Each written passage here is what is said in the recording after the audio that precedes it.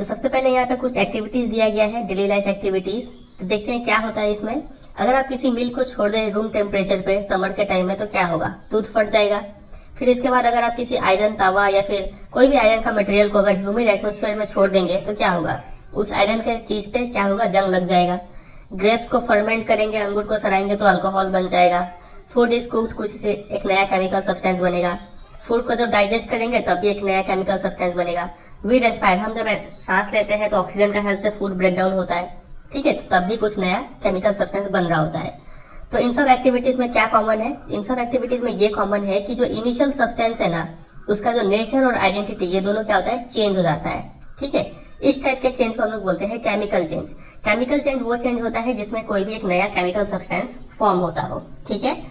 चलिए, तो आपने पिछली क्लास में पढ़ा ही होगा अपने छोटे क्लास में कि फिजिकल चेंज, केमिकल चेंज, ये सब आपने पढ़ा होगा। तो जब भी किसी चेंज में केमिकल चेंज होता है तब हम वहां पे क्या बोलते हैं, एक केमिकल रिएक्शन हुआ होगा, ठीक है। केमिकल रिएक्शन क्या है क्या नहीं है थोड़ी देर में डिटेल में देखेंगे ही हम लोग, ठीक है। फिलहाल आप सिर्फ इतना समझ लीजिए कि किसी भी केमिकल रिएक्शन के दौरान एक केमिकल चेंज होता है और किसी भी केमिकल चेंज में जो इनिशियल सब्सटेंस है, जो स्टार्टिंग में हमने जो सामान लिया था, उसका नेचर और आइडेंटिटी चेंज हो जाता है। मतलब हर बार एक नया सब्सटेंस फॉर्म हो रहा होता है। समझे कि नहीं समझे? अब इतना सा बात के ऊपर एग्जाम में आपसे छोटे से क्वेश्चन पूछ सकते हैं। ये क्वेश्चन आपका एनसीईआरटी एग्जाम्पलर में भी दिया हुआ है, ठीक है। आपसे ऐसे पूछेंगे कि which of the following is not a physical change, कौन सा फिजिकल चेंज नहीं है, मतलब पूछ रहे हैं इनडायरेक्टली कि कौन सा केमिकल चेंज है। तो पहला ऑप्शन है boiling of water to give water vapour. तो दोनों ही वाटर का ही फॉर्म है, तो कोई एक नया केमिकल सब्सटेंस फॉर्म नहीं हो रहा है, तो ये केमिकल चेंज नहीं है। Option number B melting of ice to give water, ice को मेल्ट करेंगे, वाटर जो भी है सब H2O है, तो यहाँ पे भी कोई एक नया केमिकल सब्सटेंस फॉर्म नहीं हो रहा है, ये भी एक केमिकल चेंज नहीं है। Dissolution of salt in water, तो सॉल्ट वाटर अपना अपना आइडेंटिटी है दोनों का, यहाँ पे कोई नया सब्सटेंस फॉर्म नहीं हो रहा है, तो ये भी एक केमिकल चेंज नहीं है। Combustion of liquefied petroleum gas, जब भी आप किसी चीज को जलाते हैं तो जलाना हमेशा एक केमिकल चेंज होता है, ठीक है। तो ऑप्शन नंबर डी इसका राइट आंसर होगा, इस बात को याद रखेंगे। चलिए, अब आते हैं सबसे काम का चीज पे, जो कि है एक्टिविटी 1.1। अब लास्ट ईयर काफी सारे स्टूडेंट ने ये कमेंट करके अपना डाउट पूछा था कि ये क्या एक्टिविटी हमें डायरेक्टली लिखने के लिए आ जाएगा, डिस्क्राइब करने के लिए आ जाएगा। तो ऐसा नहीं होता है, ठीक है। कोई कोई एक्टिविटीज है जिसका आने का चांसेस है, वो हम आपको बता देंगे चैप्टर्स के दौरान। और एक्टिविटी के अंदर से कोई एक पॉइंट पे क्वेश्चन पूछते हैं आपसे, तो वो कौन सा पॉइंट होगा, कहाँ से क्वेश्चन पूछ सकते हैं, वो हम आपको बताएंगे, ठीक है। उसके लिए आप टेंशन मत लीजिए। चलिए इस एक्टिविटी को देखते हैं 1.1 को। सबसे पहला पॉइंट बोला गया है कि clean a magnesium ribbon about 3 to 4 centimetre long bye rubbing it with sand paper. आप एक मैग्नीशियम रिबन लीजिए, वो 3 से 4 सेंटीमीटर लंबा होना चाहिए और उसको सैंड पेपर से घस के साफ कर लीजिए। अब मैग्नीशियम रिबन को सैंड पेपर से घस के साफ क्यों करेंगे, इसका रीजन हम थोड़ी देर में समझेंगे, ठीक है। फिलहाल जैसा बोलता है वैसा करेंगे हम लोग। फिर उसके बाद पेयर ऑफ टोंग से होल्ड करेंगे, ऐसे चिमटे से पकड़ के उसको जलाएंगे और जलाने के बाद जो ऐश है उसको एक प्लेट में कलेक्ट करेंगे। आप यहाँ पे देख पा रहे हैं अच्छे से, तो ये जो डॉटेड लाइन आपको दिख रहा है, ये जलने के बाद जो राख फॉर्म हो रहा है, ऐश व्हाइट पाउडर जो फॉर्म हो रहा है, वो यहाँ पे कलेक्ट कर रहे हैं हम लोग, ठीक है, एक प्लेट में।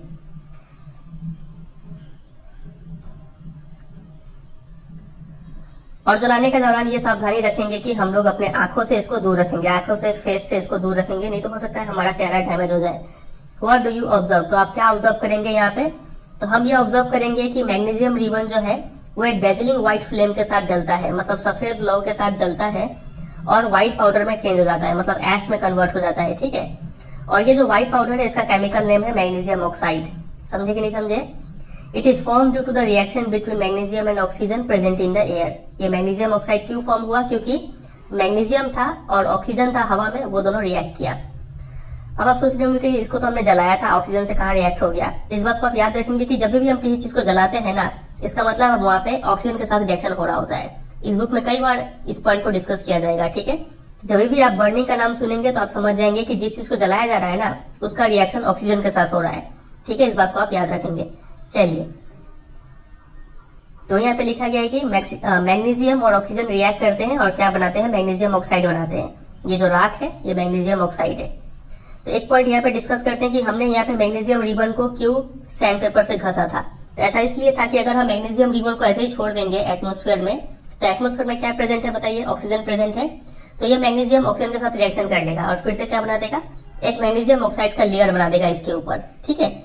और ये मैग्नीशियम ऑक्साइड का जो लेयर है ये फर्दर रिएक्शन नहीं होने देगा अंदर जो मैग्नीशियम है उससे, ठीक है, इसलिए हम लोग क्या करते हैं, ऊपर वाला जो लेयर है उसको सैंड पेपर से घस के हटाते हैं, तब हमें प्योर मैग्नीशियम मिलता है, तब उसको हम लोग यूज करते हैं किसी भी रिएक्शन के लिए। समझे कि नहीं समझे बात है गहराई को?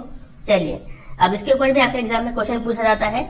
आपसे पूछेंगे कि why should a magnesium ribbon be cleaned before burning in air. Magnesium ribbon को साफ करना क्यों जरूरी है जलाने से पहले? तो आप आंसर ऐसे लिखेंगे कि magnesium is a very reactive metal, when exposed to air it reacts with oxygen to form a layer of magnesium oxide on its surface। समझ गए? एयर के साथ रिएक्ट करके अपने सरफेस पर क्या बना लेगा? लेयर ऑफ मैग्नीशियम ऑक्साइड बना लेगा। ठीक है, this layer of magnesium oxide is pretty stable and prevents additional reaction of magnesium with oxygen. ठीक है, ये काफी स्टेबल होता है और एडिशनल रिएक्शन नहीं होने देता है, तो इसीलिए hence magnesium ribbon needs to be clean before burning it in air. समझ गए? तो इस एक्टिविटी से यही क्वेश्चन बनेगा, ठीक है, कि क्यों मैग्नीशियम रिबन को क्लीन करते हैं, और साथ ही साथ ये रिएक्शन देखेंगे, इसका इक्वेशन भी लिख के थोड़ी देर बाद में। फिलहाल एक और एक्टिविटी है, एक्टिविटी 1.2। ये इतना इंपॉर्टेंट नहीं है, सिर्फ समझते हैं इसमें क्या बोला गया है। बोला गया है कि आप लीड नाइट्रेट का सॉल्यूशन लीजिए एक टेस्ट ट्यूब में और उसमें पोटेशियम आयोडाइड ऐड कर दीजिए। आप क्या ऑब्जर्व करेंगे? तो आप यही ऑब्जर्व करेंगे कि वहां पे कुछ कलर चेंज हो रहा है। ठीक है, सिर्फ कलर चेंज बात का ध्यान रखेंगे आप। एक्टिविटी 1.3 पे आते हैं। यहाँ पे बोला गया कि आप कुछ जिंक ग्रैन्युल्स लीजिए कॉनिकल फ्लास्क में। ये है कॉनिकल फ्लास्क, इस टाइप का फ्लास्क को बोलते हैं कॉनिकल फ्लास्क। ठीक है, उसमें छोटे छोटे जिंक के टुकड़े ले लीजिए। जिंक एक मेटल है, मेटल नॉन मेटल क्या होता है चैप्टर 3 में देख लेंगे। फिर उसमें डाइल्यूट कोई भी हाइड्रोक्लोरिक एसिड या फिर सल्फ्यूरिक एसिड ऐड कर दीजिए। What do you observe? आप पाएंगे कि यहाँ पे जो ग्रैनुअल्स है उस पर छोटे छोटे एयर बबल्स लग रहे हैं। वो एयर बबल्स में कौन सा गैस है? हाइड्रोजन गैस है। ठीक है, ये रिएक्शन डिटेल में लोग देखेंगे चैप्टर नंबर 3 में। आप यहाँ पे ज्यादा टेंशन मत लीजिएगा, सिर्फ आप इतना चीज ध्यान दीजिए कि आप जब इसको टच करेंगे ना, तो आप क्या पाएंगे, यहाँ पे कुछ टेम्परेचर चेंज हो रहा है। टेम्परेचर चेंज हो रहा है मतलब आप जब इसको छुएंगे तो आपको लगेगा कि ये थोड़ा गर्म हो गया है। ठीक है, तो मेन बात यह है कि किसी भी केमिकल रिएक्शन के दौरान क्या तो कोई एक नया केमिकल सब्सटेंस फॉर्म होता है, जैसे कि एक्टिविटी 1.1 में हमने देखा, या फिर कलर चेंज होता है जैसे कि एक्टिविटी 1.2 में हमने देखा, या फिर किसी भी केमिकल रिएक्शन के दौरान टेम्परेचर चेंज हो जाता है। ठीक है, जैसे कि एक्टिविटी 1.3 में हमने देखा। तो following observations help us to determine whether a chemical reaction has taken place. तो ये सब ऑब्जर्वेशन देख के हम बोलते हैं कि केमिकल रिएक्शन वहां पे हुआ है कि नहीं। हम देखते हैं कि वहां पे क्या चेंज ऑफ स्टेट हुआ है कि नहीं, मतलब कोई सब्सटेंस सॉलिड से लिक्विड या फिर गैस में कन्वर्ट हुआ है कि नहीं। जैसे कि मोमबत्ती जब जलाते हैं तो मोमबत्ती सॉलिड से डायरेक्ट गैस में कन्वर्ट हो जाता है, तो चेंज ऑफ सब्सटेंस हुआ है कि नहीं वो देखते हैं हम लोग। चेंज इन कलर हुआ है कि नहीं वो देखते हैं। कोई गैस रिलीज हुआ है कि नहीं वो देखते हैं, जैसे कि यहाँ पे हाइड्रोजन गैस रिलीज हुआ था रिएक्शन में। फिर चेंज इन टेम्परेचर हुआ कि नहीं, जैसे कि यहाँ पे टेम्परेचर चेंज भी हुआ था। तो ये सब चीज देख के हम डिटरमाइन करते हैं कि वहां पे केमिकल रिएक्शन हुआ है कि नहीं हुआ है। समझे? छोटा सा बात है, जिसे ध्यान रखिएगा। आगे हमें इस चैप्टर में क्या पढ़ना है कि various types of chemical reaction पढ़ेंगे और उसका सिंबॉलिक रिप्रेजेंटेशन। लेकिन उस पर आने से पहले हम पहले समझेंगे केमिकल इक्वेशन होता क्या है। ठीक है, तो एक्टिविटी 1.1 सबसे पहला एक्टिविटी जो हमने यहाँ पे देखा था, जिसमें हमने मैग्नीशियम रिबन को जलाया था। तो यहाँ पे हमने ये तो पता चल गया कि मैग्नीशियम और ऑक्सीजन रिएक्ट करते हैं और क्या देते हैं, मतलब मैग्नीशियम और ऑक्सीजन रिएक्ट करते हैं और क्या देते हैं, मैग्नीशियम ऑक्साइड फॉर्म करते हैं। तो इस पूरे बात को पूरा सेंटेंस में ना लिख के हम लोग क्या लिख सकते हैं, ऐसे रिएक्शन के रूप में लिख सकते हैं कि मैग्नीशियम यहाँ पे लिखा, फिर हमने प्लस ऑक्सीजन दोनों रिएक्ट किए, और एरो, ये एरो शो करता है कि गिव्स, ठीक है, मैग्नीशियम ऑक्साइड। ऐसे लिख सकते हैं, इसको बोलते हैं वर्ड इक्वेशन। समझे कि नहीं? यहाँ पे इक्वेशन का जो लेफ्ट हैंड साइड है, इन दोनों को क्या बोलेंगे, रिएक्टेंट्स। ये लोग दोनों रिएक्ट करते हैं और जो फाइनल प्रोडक्ट मिलता है इसको हम लोग प्रोडक्ट बोलते हैं। ठीक है, यहाँ पे कुछ और भी बन रहा होता तो इसको भी प्रोडक्ट बोल रहे होते। तो हमने अभी तक 3 वर्ड समझा। वर्ड इक्वेशन क्या होता है ये हमने समझा, रिएक्टेंट किसको बोलते हैं, प्रोडक्ट किसको बोलते हैं ये हमने समझा। ठीक है, चलिए, और ये एरो हेड जो है वो क्या शो कर रहा है, the arrow head points towards the product and shows the direction of reaction. ये डायरेक्शन दिखाता है कि रिएक्शन इस तरफ हुआ है, मतलब ये दोनों रिएक्ट करके ये बना हुआ है, ये चीज ये शो करता है। समझे? अब कई सारे लोगों के मन में ये डाउट आया कि क्यों ना हम इस वर्ड इक्वेशन को भी छोटा करके लिखें, इससे भी थोड़ा छोटा लिखा जाए तो और भी आसान हो। तो हम लोग क्या करेंगे, वी यूज केमिकल फॉर्मूले इंस्टेड ऑफ वर्ड्स। वर्ड्स ना लिख के उनका फॉर्मूला लिखेंगे। मैग्नीशियम का फॉर्मूला लिखेंगे, ऑक्सीजन का फॉर्मूला लिखेंगे, मैग्नीशियम ऑक्साइड का फॉर्मूला लिखेंगे। ठीक है, अ chemical equation represents a chemical reaction. तो ये जो केमिकल इक्वेशन हमें मिलेगा ये क्या शो करता है, ये शो करता है कि ये कोई केमिकल रिएक्शन दिखा रहा है। ठीक है, तो जैसा कि हमने देखा पहला एक्टिविटी में, पहले मैग्नीशियम हमने लिया था, बर्न किया, मतलब ऑक्सीजन के साथ रिएक्ट कर दिया, और जो प्रोडक्ट मिला वो मैग्नीशियम ऑक्साइड, MgO, ये फॉर्मूला है। मैग्नीशियम का फॉर्मूला Mg होता है। ठीक है, ऑक्सीजन का फॉर्मूला O2 होता है, और मैग्नीशियम ऑक्साइड का फॉर्मूला MgO होता है। अब ये चीज कैसे आया मैग्नीशियम ऑक्साइड का फॉर्मूला MgO, ये थोड़ी देर में डिस्कस कर लेंगे। फिलहाल आप सिर्फ इतना समझिए कि हम वर्ड्स के बदले में क्या लिख रहे हैं, उनका फॉर्मूला लिख रहे हैं, ठीक है। चलिए अगला बात इसको समझते हैं। देखिए अब आप एक चीज नोटिस कीजिए, यहाँ पे अगर हम आपसे पूछे कि मैग्नीशियम का कितना एटम है ये, तो आप बोलेंगे ये मैग्नीशियम का एक एटम है। कहीं अगर मैग्नीशियम ऐसे लिखा हुआ है Mg और यहाँ पे आगे में 2 लगाया हुआ है, अब बताइए मैग्नीशियम का ये कितना एटम है, तो आप बोलेंगे यहाँ पे 2 मैग्नीशियम है, ठीक है, 2 एटम है। अच्छा एक बात बताइए, कहीं लिखा हुआ है O2, ये बताइए ऑक्सीजन का कितना एटम है यहाँ पे, कितना ऑक्सीजन है यहाँ पे, तो आप बोलेंगे 2 ऑक्सीजन है, ठीक है, 2 ऑक्सीजन एटम है। अगर कोई ऐसे लिख दिया 2O2, अब बताइए कितना ऑक्सीजन है यहाँ पे, तो आप यहाँ पे क्या करेंगे, दोनों को मल्टीप्लाई कर लेंगे, ठीक है, 2 2 जा 4, यहाँ पे 4 ऑक्सीजन है, 4 एटम्स ऑफ ऑक्सीजन है, समझे। चलिए एक और क्वेश्चन आप मेरे को इसका बताइए, 4 MgO कहीं लिखा हुआ है, आप बताइए इसमें मैग्नीशियम का कितना एटम है, तो आप बोलेंगे मैग्नीशियम के आगे 4 है, तो इसका मतलब मैग्नीशियम का 4 एटम है। बताइए ऑक्सीजन का कितना एटम है, तो आप देखेंगे कि ऑक्सीजन के आगे भी 4 है। ये 4 जो होता है ना, आगे में जो नंबर होता है ये सबके लिए होता है, तो ऑक्सीजन भी कितना है, 4 है। कहीं अगर ऐसे लिखा हुआ है सोडियम सल्फाइड Na2S, कहीं ऐसे लिखा हुआ है, बताइए सोडियम का कितना एटम है यहाँ पे, तो आप बोलेंगे सोडियम का 2 एटम है, क्योंकि ये 2 सोडियम के लिए है। सल्फर का कितना एटम है यहाँ पे, तो आप बोलेंगे सल्फर के लिए यहाँ पे कुछ नहीं लिखा हुआ है, मतलब 1 है, तो सल्फर का 1 एटम है, ठीक है। चलिए इसका बताइए Al2SO4 होल थ्राइस, एल्यूमिनियम का कितना एटम है बताइए, तो आप देख रहे हैं कि एल्यूमिनियम के आगे यहाँ पे 2 है, तो ये एल्यूमिनियम का 2 एटम हो गया। सल्फर का कितना एटम है बताइए, तो आप देख रहे हैं कि ब्रैकेट देखें ये 3 लिखा हुआ है, मतलब ये 3 इसके लिए भी है, सल्फर के लिए भी और ऑक्सीजन के लिए भी है, तो सल्फर का कितना एटम हो गया बताइए, 3 एटम हो गया। बताइए ऑक्सीजन का कितना एटम है, तो ऑक्सीजन के यहाँ पे पहले से 4 है और बाहर में भी 3 है, दोनों क्या हो जाएगा, मल्टीप्लाई हो जाएगा। ऑक्सीजन का कितना एटम हो गया, टोटल 3 4 जा 12 एटम हो गया। समझे कि नहीं समझे। चलिए थोड़ा और लेवल बढ़ाते हैं, यहाँ पे फिर लिखा हुआ है Al2SO4 होल थ्राइस और आगे में यहाँ पे मान लीजिए 2 लिखा हुआ है। आप बताइए एल्यूमिनियम का कितना एटम है यहाँ पे, तो आप देख रहे हैं कि एल्यूमिनियम का यहाँ पे 2 है और यहाँ पे भी 2 है, तो ये दोनों 2 क्या होता है, मल्टीप्लाई हो जाता है, तो एल्यूमिनियम का 4 एटम हो गया, ठीक है। बताइए सल्फर का कितना एटम है, तो सल्फर का यहाँ पे 3 है और यहाँ पे 2 है, ये 2 सबके लिए होता है, ये 2, तो क्या हो गया, सल्फर का 3 2 जा 6 एटम हो गया, समझ रहे हैं। ऑक्सीजन का बताइए कितना एटम है, ये अगर आपने बता दिया तो आप पूरी समझ गए। ऑक्सीजन का यहाँ पे हमने देखा था 3 3 4 जा 12 ऑलरेडी था, और आगे में और एक 2 है ये वाला, तो ये 2 से 12 मल्टीप्लाई हो जाएगा, तो 12 2 जा 24 एटम्स है ऑक्सीजन का। समझे कि नहीं समझे। चलिए इतना समझ गए, अब हम आगे इसको कंटिन्यू करते हैं। तो यहाँ पे आप देखेंगे कि रिएक्टेंट साइड जो है, लेफ्ट हैंड साइड, वहां पे मैग्नीशियम का कितना एटम है, 1 एटम है।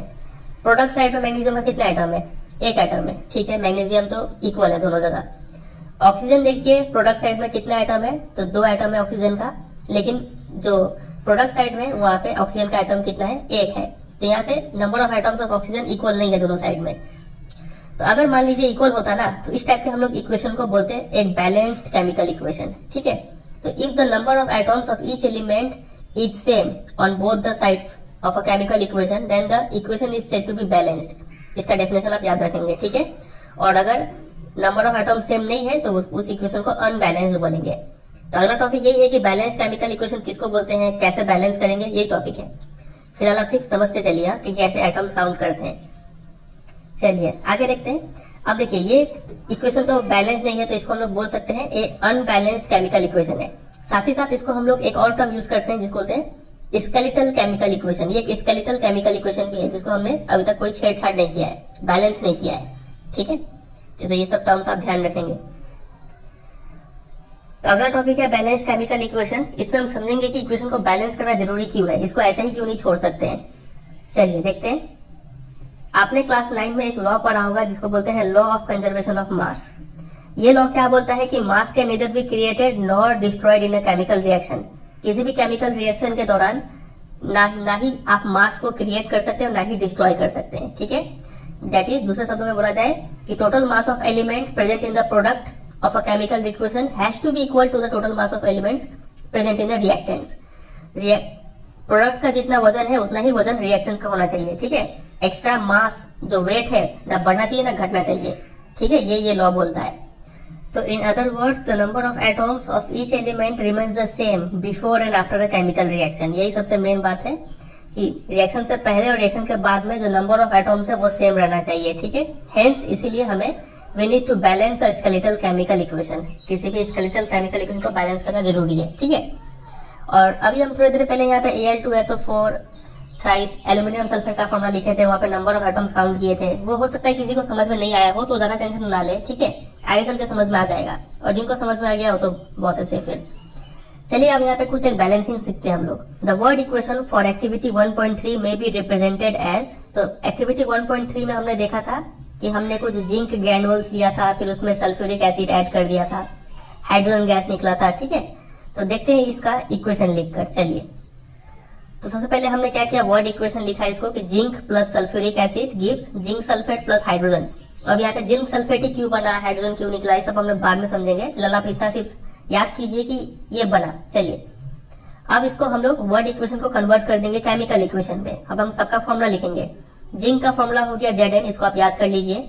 सल्फ्यूरिक एसिड का फॉर्मूला H2SO4, ये वेरी इंपॉर्टेंट है, चैप्टर नंबर 2 में आपको याद करना पड़ेगा इस बात को, तो आप अभी याद कर लीजिए कि सल्फ्यूरिक एसिड का फॉर्मूला H2SO4। साथ ही साथ हाइड्रोक्लोरिक एसिड का फॉर्मूला HCl होता है, इस बात को भी आप याद कर लेंगे। चलिए, तो जिंक हो गया, सल्फ्यूरिक एसिड का फॉर्मूला हमने लिख दिया, फिर जिंक सल्फेट का फॉर्मूला भी हमने लिख दिया, और हाइड्रोजन का फॉर्मूला भी लिख दिया। ये सब फॉर्मूला कैसे लिखते हैं थोड़ी देर में हम आपको बता देंगे। फिलहाल सिर्फ समझिए कि हमने वर्ड इक्वेशन से केमिकल इक्वेशन लिखा। अब आप काउंट कीजिए नंबर ऑफ एटॉम्स, देखिए चेक कीजिए कि बैलेंस है कि अनबैलेंस्ड। जिंक रिएक्टेंट साइड में जिंक कितना है, 1 एटम है, और प्रोडक्ट साइड में जिंक कितना है बताइए, 1। चलिए, तो जिंक बैलेंस है। हाइड्रोजन काउंट कीजिए, हाइड्रोजन कितना है रिएक्टेंट साइड में, तो 2 हाइड्रोजन है यहाँ पे हाइड्रोजन कितना है, 2 हाइड्रोजन, तो हाइड्रोजन भी बैलेंस्ड है। हाइड्रोजन का काम खत्म, जिंक का काम खत्म। अब किसका काम देखना है, सल्फर का देखना है। सल्फर 1 है यहाँ पे भी सल्फर 1 है, तो सल्फर भी बैलेंस्ड है। ऑक्सीजन 4 है, यहाँ पे भी ऑक्सीजन 4 है, तो ये तो ऑलरेडी बैलेंस्ड है इक्वेशन, ठीक है। चलिए आगे देखते हैं। तो as the number of atoms of each element is the same on both sides, तो it is a balanced chemical equation. समझ में आ गया। चलिए एक और एग्जांपल लेते हैं जो अनबैलेंस्ड हो। Try to balance the following chemical equation. Fe मतलब आयरन का ये फॉर्मूला है, plus water H2O gives Fe3O4 मतलब आयरन 2,3 ऑक्साइड, और ये है हाइड्रोजन, ठीक है। इसको बैलेंस करने की कोशिश करते हैं। तो सबसे पहले तो आप ये समझिए कि ये इक्वेशन अनबैलेंस्ड है कि बैलेंस्ड है। देखिए यहाँ पे रिएक्टेंट साइड में आयरन कितना है, 1 एटम है, और प्रोडक्ट साइड में आयरन कितना है, 3 एटम है। तो इसी से पता चल गया कि ये अनबैलेंस्ड है। इसको बैलेंसिंग करना पड़ेगा। कैसे बैलेंस करेंगे, देखिए स्टेप नंबर 1 आप इस बात को ध्यान रखेंगे कि आप इन सब फॉर्मूला के बीच में छेड़छाड़ नहीं करेंगे। फॉर एग्जाम्पल यहाँ पे हम देख रहे हैं कि Fe3O4 है, तो आप कहीं भी बीच में मतलब Fe3O4 कहीं लिखा हुआ है तो आप कहीं भी यहाँ पे 4 हटा के कभी बाद में 8 नहीं कर सकते हैं। फॉर्मूला में आप छेड़छाड़ नहीं कर सकते। यहाँ पे 3 को आप 6 नहीं कर सकते हैं, ठीक है। आपको जो भी चेंजिंग करना होगा इसके बाहर करना पड़ेगा। 2, 3, 4 जो भी लिखना है नंबर्स यहाँ बाहर लिखना है, इस बात को ध्यान रखेंगे, ठीक है, सबके केस में। उसी तरीके से हाइड्रोजन है यहाँ पे H2, आप इसको H4 नहीं लिख सकते हैं, अंदर चेंज नहीं करेंगे, ठीक है। जो भी आपको चेंज करना है यहाँ पे नंबर ला के चेंज करना पड़ेगा, ये पहला रूल होता है, ठीक है। चलिए दूसरा रूल, आप नंबर ऑफ एटम्स देख लीजिए कितना कितना है। स्टेप 3 ये सबसे मेन स्टेप है। आप इसमें सेलेक्ट कीजिए कि किस कंपाउंड में सबसे ज्यादा एटम्स है। तो आप देखेंगे ये सबसे बड़ा कंपाउंड दिख रहा है, आयरन 3 एटम्स है, ऑक्सीजन 4 एटम है, तो इसको उठाना ठीक रहेगा, ठीक है। समझ रहे हैं। स्टेप 3 में आप क्या करेंगे, चुनेंगे कि इन सब एलिमेंट में से कंपाउंड में से चुनेंगे कि किसमें सबसे ज्यादा एटम है। स्टेप 3 में यही लिखा हुआ है, ठीक है। उसके बाद आप क्या करेंगे, तो कंपाउंड चुनने के बाद आप देखेंगे कि इसमें कौन सा ऐसा एलिमेंट है जिसका नंबर ऑफ एटम्स ज्यादा है। तो आप देख रहे हैं कि आयरन का यहाँ पे 3 एटम है, ऑक्सीजन का 4 एटम है, तो जो ज्यादा है ऑक्सीजन उससे स्टार्ट कीजिए, ठीक है। तो हमने देखा कि इस साइड में ऑक्सीजन 4 है, तो यहाँ पे भी ऑक्सीजन 4 बनाना पड़ेगा। तो H2O ऐसे लिखा हुआ है, ऑक्सीजन 4 बनाना है, तो आप इसका मतलब ये नहीं कि आप यहाँ पे 4 लिख देंगे, नहीं, आप अंदर छेड़छाड़ नहीं कर सकते, आपको यहीं पे नंबर डाल के चेंज करना पड़ेगा। तो ऑक्सीजन को 4 बनाने के लिए आप 4 कहाँ डालेंगे बोलिए, यहाँ पे 4 लिख देंगे, समझ रहे, ऑक्सीजन 4 हो गया। तो वही चीज यहाँ पे लिखा गया है, ये रहा। ऑक्सीजन चूंकि यहाँ पे 4 है तो इसको बैलेंस करने के लिए हमने यहाँ पे 4 लगा दिया, और वो यहाँ पे बताया गया था कि ये 4 को आप 4H2O लिखेंगे, ठीक है। ऐसा नहीं कि आप H2O4 लिख दिए, ये गलत हो जाएगा। H2O4 ऐसे ब्रैकेट डाल के भी 4 नहीं लिख सकते, ये रॉन्ग है, ठीक है। आपको 4 जो है वो आगे ही लगाना है। अब ये इक्वेशन थोड़ा सा बैलेंस हुआ, चलिए ऑक्सीजन तो बैलेंस हो गया। अब किसको देखेंगे, आयरन को देखेंगे। आयरन कितना है यहाँ पे, 3 है, तो यहाँ पे भी आयरन को 3 बनाने के लिए क्या आप 3 यहाँ ऐड करेंगे, नहीं। कहाँ ऐड करेंगे बताइए, आगे में ऐड करेंगे, ठीक है। तो आयरन भी बैलेंस हो गया, आयरन ऑक्सीजन में काम खत्म। अब आते हैं हाइड्रोजन पे। हाइड्रोजन कितना है यहाँ पे बताइए, गिन के अच्छे से। इस दोनों को आपने मल्टीप्लाई करना है, 4 2 8। यहाँ पे भी हाइड्रोजन को आपको 8 बनाना पड़ेगा, तो 8 बनाने के लिए क्या करेंगे, यहाँ पे आगे में 4 डाल देंगे, समझ रहे, हाइड्रोजन भी 8 हो जाएगा। तो ये रहा, यहाँ पे हाइड्रोजन पहले बैलेंस किया इन्होंने और फाइनली आयरन को बैलेंस कर दिया। तो फाइनली जो बैलेंस्ड इक्वेशन है वो क्या आया हमारा, ये आया। ऑक्सीजन 4 हमने पहले 4 लगा दिया, आयरन 3 तो हमने यहाँ पे 3 लगा दिया, हाइड्रोजन यहाँ पे 8 हो गया तो हमने यहाँ पे भी 4 लगा के इसको 8 बना दिया, समझे। इसको बोलते हैं बैलेंस्ड इक्वेशन। और ये जो मेथड है हमारा बैलेंस करने का, इसको हम लोग बोलते हैं हीट एंड ट्रायल मेथड, क्योंकि हम लोग यहाँ पे तुक्का मारते रहते हैं जिससे बैलेंस हो जाए। कोई कोई नंबर पुट कर करके हम लोग यहाँ पे हीट एंड ट्रायल करते रहते हैं। चलिए एक और स्टेप है, आखिरी स्टेप, जो कि कंपलसरी नहीं है, स्टेप नंबर 7, जिसमें आपको क्या लिखना है, सिंबल्स लिखना है उसके फिजिकल स्टेट्स का। अब फिजिकल स्टेट्स कौन से हो सकते हैं, क्या तो कोई भी कंपाउंड गैस के फॉर्म में हो सकता है, लिक्विड के फॉर्म में हो सकता है, सॉलिड स्टेट में हो सकता है, या फिर एक्वस स्टेट में हो सकता है। अब ये एक्वस स्टेट कैसा होता है, अगर कोई कंपाउंड या फिर कोई भी एलिमेंट पानी के साथ घुल के प्रेजेंट है ना, तो उसको हम लोग बोलते हैं एक्वस स्टेट में प्रेजेंट है, वो यहाँ पे लिखा हुआ है, ठीक है। The word aqueous is written if the reactant और प्रोडक्ट, कोई भी चीज is present as a solution in water, पानी में घुल के अगर प्रेजेंट है तो उसको हम लोग एक्वस बोलते हैं, ठीक है। इसका शॉर्ट फॉर्म हो जाएगा, देखिए, गैस के लिए शॉर्ट फॉर्म जी से रिप्रेजेंट करेंगे, लिक्विड के लिए short form small letter L, aqueous के लिए शॉर्ट फॉर्म ए क्यू, और सॉलिड के लिए शॉर्ट फॉर्म एस। तो यहाँ पे देखिए हम लोग सबका स्टेट मेंशन करेंगे। जो आयरन था वो सॉलिड है तो ब्रैकेट में हमने एस लिख दिया। H2O ये हमने यहाँ पे वाटर वेपर लिया है जिसको स्टीम बोलते हैं, ठीक है, इसलिए यहाँ पे हमने गैस लिखा इसको। फिर Fe3O4 ये एक सॉलिड है तो अब ब्रैकेट में S, और हाइड्रोजन एक गैस है तो ब्रैकेट में G। अब देखिए, अब हो सकता है हमें एग्जाम में पता ना हो कि कौन सा स्टेट होता है, तो यूजुअली हम लोग क्या करते हैं कि physical states are not included in a chemical equation unless it is necessary to specify them. Usually हम लोग फिजिकल स्टेट्स मतलब ये ब्रैकेट में S G ये सब नहीं लिखते हैं जब तक कि नेसेसरी ना हो।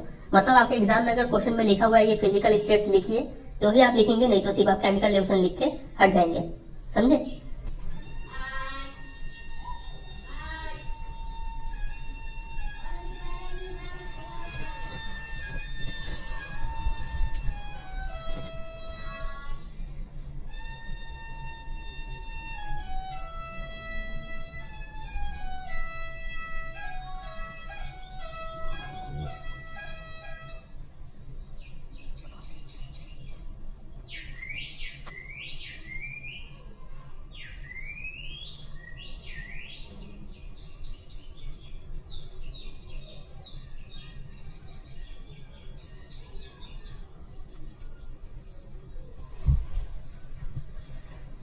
और कभी कभी हम लोग क्या करते हैं कि रिएक्शन कंडीशन बोलने का मतलब है टेम्परेचर, वो रिएक्शन किस टेम्परेचर पे हो रहा है, किस प्रेशर पे हो रहा है, कोई कैटलिस्ट यूज किया गया है कि नहीं।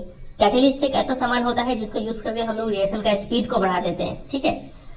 तो कोई कैटलिस्ट यूज किया गया है कि नहीं, ऐसा कोई भी इंफॉर्मेशन है वो भी हम लोग डालते हैं उस केमिकल इक्वेशन में। अब कहाँ पे डालेंगे, जगह कहाँ पे है, तो हम लोग वो जो एरो है ना उस एरो के ऊपर या फिर नीचे ये रिएक्शन कंडीशन को लिख देते हैं, ठीक है।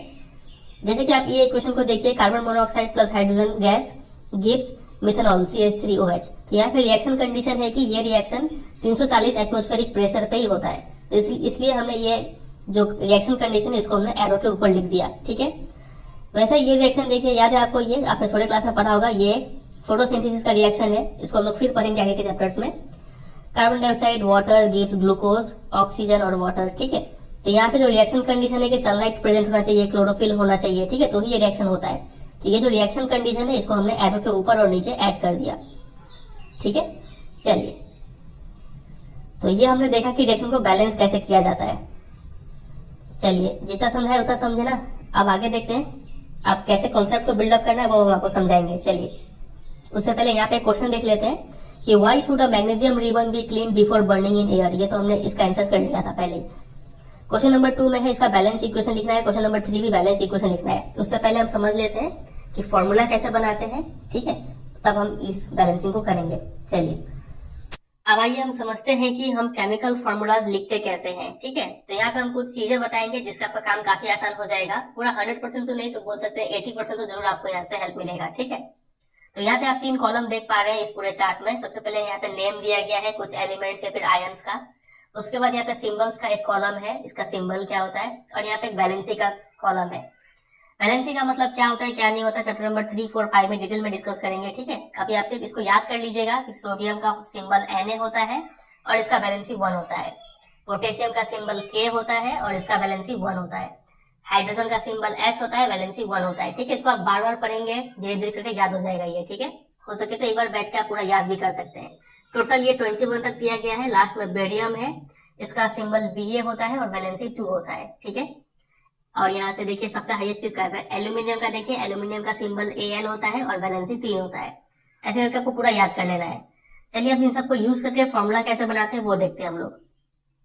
तो सबसे पहले मान लीजिए हाइड्रोजन क्लोराइड दिया है, जिसको हाइड्रोक्लोरिक एसिड भी बोलते हैं। मान लीजिए हमें इसका फॉर्मूला बनाना है। तो फॉर्मूला बनाने के लिए सबसे पहले क्या करेंगे कि आप यहाँ पे 2 एलिमेंट को पहचाने। सबसे पहला है हाइड्रोजन और दूसरा है क्लोराइड मतलब क्लोरीन, ठीक है। तो आप इन दोनों का सिंबल लिखिए सबसे पहले। तो हाइड्रोजन का सिंबल क्या होता है, H होता है, तो H लिख दीजिए। क्लोरीन का सिंबल क्या होता है, Cl, तो Cl लिख दीजिए। पहला काम ये करेंगे हम, ठीक है। दूसरा काम आप यहाँ पे वैलेंसी लिखिए। हाइड्रोजन का वैलेंसी कितना है, इस चार्ट में हमने देखा था हाइड्रोजन का वैलेंसी ये रहा 1 हमने देखा था, और क्लोरीन का वैलेंसी कितना है, ये भी 1 है। तो दोनों का वैलेंसी इसका नीचे लिखिए। हाइड्रोजन का वैलेंसी 1 तो ये हमने 1 यहाँ पे लिख दिया, क्लोरीन का वैलेंसी 1 तो ये भी 1 हमने यहाँ पे लिख दिया। आप क्या करेंगे, आप क्रॉस मल्टीप्लाई करेंगे, ये 1 आप इधर मल्टीप्लाई करेंगे और इस 1 को इससे मल्टीप्लाई करेंगे और सब स्क्रिप्ट में लिखेंगे, मतलब नीचे में लिखेंगे। तो ये आप क्या आ गया फॉर्मूला, H1 और Cl1, ठीक है। अब यूजुअली हम लोग 1 को नहीं लिखते हैं, हम लोग क्या इसको सिंपली लिख देंगे HCl, समझे। तो ये हो गया हाइड्रोजन क्लोराइड का फॉर्मूला। चलिए एक और करते हैं और अच्छे से समझ में आएगा।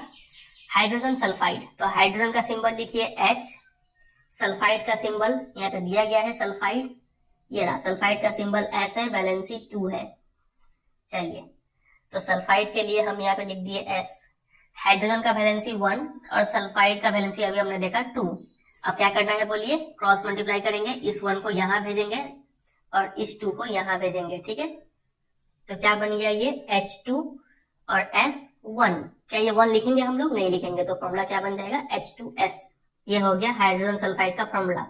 उम्मीद करते हैं आपको समझ में आ रहा है। चलिए क्वेश्चन नंबर 3 देखिए। मान लीजिए हमें मैग्नीशियम क्लोराइड का फॉर्मूला लिखना है। तो मैग्नीशियम का सिंबल क्या होता है, Mg, मुझे तो याद है। क्लोराइड मतलब क्लोरीन, क्लोरीन का सिंबल Cl।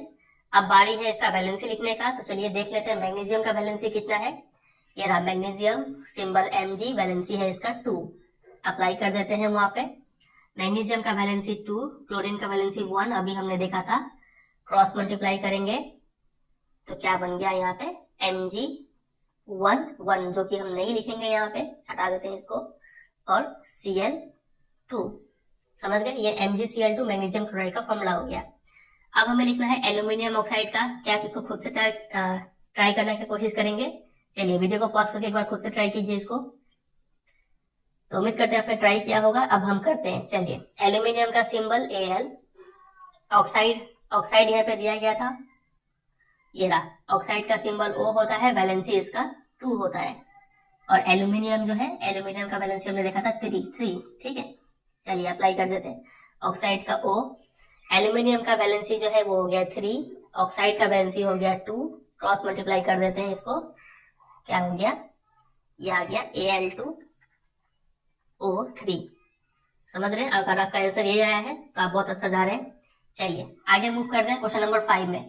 कैल्शियम ऑक्साइड, तो कैल्शियम का सिंबल Ca, ऑक्साइड का O। मुझे तो वैलेंसी भी याद है, कैल्शियम का वैलेंसी 2 होता है, ऑक्साइड का वैलेंसी भी 2 होता है। क्रॉस मल्टीप्लाई कर देंगे इसको तो Ca2O2। अब यहाँ पे जब सेम आता है ना, दोनों सेम आ गया तो ये कैंसिल आउट हो जाता है, ठीक है। तो हम यहाँ पे लिखेंगे क्या, CaO लिख देंगे, ठीक है। 1 नहीं लिखते, CaO। समझे कैंसिल आउट का कॉन्सेप्ट। चलिए इसका ट्राई करते हैं, कैल्शियम हाइड्रोक्साइड। तो कैल्शियम का फिर से हो गया Ca। हाइड्रोक्साइड का देख लेते हैं क्या था फॉर्मूला। हाइड्रोक्साइड कहाँ पे है, ढूंढा जाए, ये रहा। पॉइंट नंबर 16 में लिखा है हाइड्रोक्साइड। तो OH होता है इसका सिंबल और वैलेंसी इसका 1 होता है, ठीक है। चलिए देखते हैं OH और 1। तो हाइड्रोक्साइड का ये रहा, यहाँ पे लिख देते हैं OH, वैलेंसी इसका 1 है, कैल्शियम का वैलेंसी 2 है। क्रॉस मल्टीप्लाई करेंगे इसको तो Ca वन वन नहीं लिखेंगे, और टू जो है वो दोनों के साथ आएगा, ओ और एच दोनों के साथ। तो हम लोग क्या करेंगे, ओ एच लिख के यहाँ पे सिर्फ टू लिखने से काम नहीं चलेगा, आपको ब्रैकेट लगा देना पड़ेगा। ये टू जो है ये दोनों के लिए है, इस तरीके से लिखेंगे ये, समझे। चलिए आगे मूव करते हैं, एक और देखते हैं, सोडियम कार्बोनेट। सोडियम कार्बोनेट का लिखना है, सोडियम का सिंबल Na। कार्बोनेट का क्या है बताइए। कार्बोनेट हमने ये देखा पॉइंट नंबर 19 में है, CO3 वैलेंसी है 2 और सोडियम जो है उसका वैलेंसी 1 है। चलिए तो लिखते हैं, कार्बोनेट का फॉर्मूला सिंबल हो गया CO3, इसका वैलेंसी कितना था, 2 था, इसका वैलेंसी 1 था। क्रॉस मल्टीप्लाई करेंगे तो Na2 और यहाँ पे आ गया CO3। अब ऐसे ब्रैकेट देकर 1 लिखने का जरूरत नहीं है, ठीक है, 1 तो हम लोग लिखेंगे ही नहीं, तो 1 नहीं लिखेंगे तो ब्रैकेट देने का भी जरूरत नहीं है। तो Na2CO3 ये हो गया इसका फॉर्मूला सोडियम कार्बोनेट का। अच्छा लग रहा है। चलिए अगला देखते हैं 8 नंबर, एमोनियम सल्फेट। अमोनियम का क्या होता है भाई देख लेते हैं। अमोनियम ये रहा, पॉइंट नंबर 15 में दिया गया है NH4 और इसका वैलेंसी है 1। तो लिखते हैं पहले NH4 वैलेंसी है 1 और सल्फेट, सल्फेट तो याद ही है SO4 और वैलेंसी कितना है इसका, चलिए देख लेते हैं। सल्फेट कहाँ पे है, ये रहा लास्ट 20 में, देखिए सल्फेट का SO4 वैलेंसी है 2। तो लिखते हैं यहाँ पे वैलेंसी हो गया 2। अब क्या होगा बताइए, ये 2 पूरे के साथ मल्टीप्लाई होगा, ये 1 यहाँ पे पूरे के साथ मल्टीप्लाई होगा, तो क्या बन जाएगा ये NH4 और ये 2 पूरे के लिए तो ऐसे 2 लिखेंगे और SO4 NH4 to SO4। समझे कि नहीं समझे। चलिए तो ये भी हमने देख लिया। अब अगर आपको अच्छे से समझ में आ गया तो ये 3 आप खुद से करेंगे। पहला हो गया एल्यूमिनियम क्लोराइड, अभी वीडियो को पॉज कीजिए, सोडियम सल्फाइड और एल्यूमिनियम सल्फेट, ये 3 आपके लिए होमवर्क रहेगा, ये 3 आप करके दिखाएंगे, ठीक है। तो इस तीनों ही कंपाउंड का फॉर्मूला आप मुझे कमेंट्स करके बता दीजिएगा, ठीक है, कमेंट सेक्शन में। चलिए अब हम आते हैं वापस एनसीईआरटी बुक पे। तो ये रहा क्वेश्चन नंबर 1 तो हमने देख लिया कि मैग्नीशियम रिबन के ऊपर क्वेश्चन था। क्वेश्चन नंबर 2 पे आ जाते हैं। लिखा गया कि राइट बैलेंस्ड इक्वेशन हमें लिखना है for the following chemical reactions. तो क्वेश्चन नंबर 1 में इसका बैलेंस करना है, चलिए करते हैं। नंबर 1 कर रहे हैं, हाइड्रोजन है तो हाइड्रोजन का फॉर्मूला H2। ये सब कुछ आपको याद करना पड़ेगा कि हाइड्रोजन का H2 होता है, सिर्फ H में से काम नहीं चलेगा, ठीक है, H2 होता है। क्लोरीन का फॉर्मूला Cl2, ये गैस है ये सब, ठीक है। और हमें क्या मिलता है, हाइड्रोजन क्लोराइड, इसका फॉर्मूला आप डिराइव कर सकते हैं, लेकिन हमने अभी डिराइव किया था, उस लिस्ट में था ये, इसका हमें याद है HCl।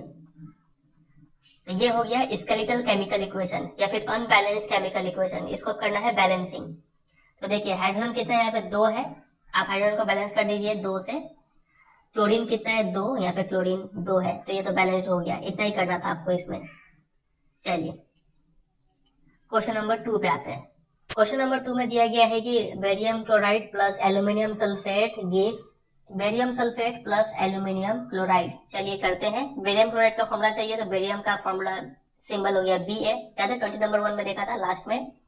क्लोराइड का Cl, क्लोरीन का वैलेंसी 1 जो कि हम यहाँ पे नहीं लिखेंगे, और बेरियम का वैलेंसी है 2, यहाँ पे आ जाएगा 2, तो BaCl2 हो गया इसका फॉर्मूला। फिर आगे है एल्यूमिनियम सल्फेट, तो एल्यूमिनियम सल्फेट का एल्यूमिनियम का Al, सल्फेट का SO4, एल्यूमिनियम का वैलेंसी 3, तो यहाँ पे 3 ना लिख के डायरेक्टली हम यहाँ पे लिख रहे हैं 3, सल्फेट का वैलेंसी 2, तो यहाँ पे ना लिख के डायरेक्टली हम यहाँ पे लिख रहे हैं 2, तो Al2 और ब्रैकेट में SO4 होल थ्राइस, ये हो गया इसका वैलेंसी सॉरी फॉर्मूला। फिर है बेरियम सल्फेट, तो बेरियम का Ba, सल्फेट का SO4, इसका वैलेंसी भी 2 कैंसिल आउट हो गया, तो सिर्फ होगा यहाँ पे BaSO4 barium sulphate plus aluminium chloride, तो Al और Cl, एल्यूमिनियम का वैलेंसी 3, क्लोरीन का वैलेंसी 1 जो कि हम नहीं लिखेंगे, तो AlCl3 होगा, तो अच्छे से लिख लेते हैं AlCl3। चलिए ये हो गया स्केलेटल केमिकल इक्वेशन। अब इसको हम लोग बैलेंस करते हैं।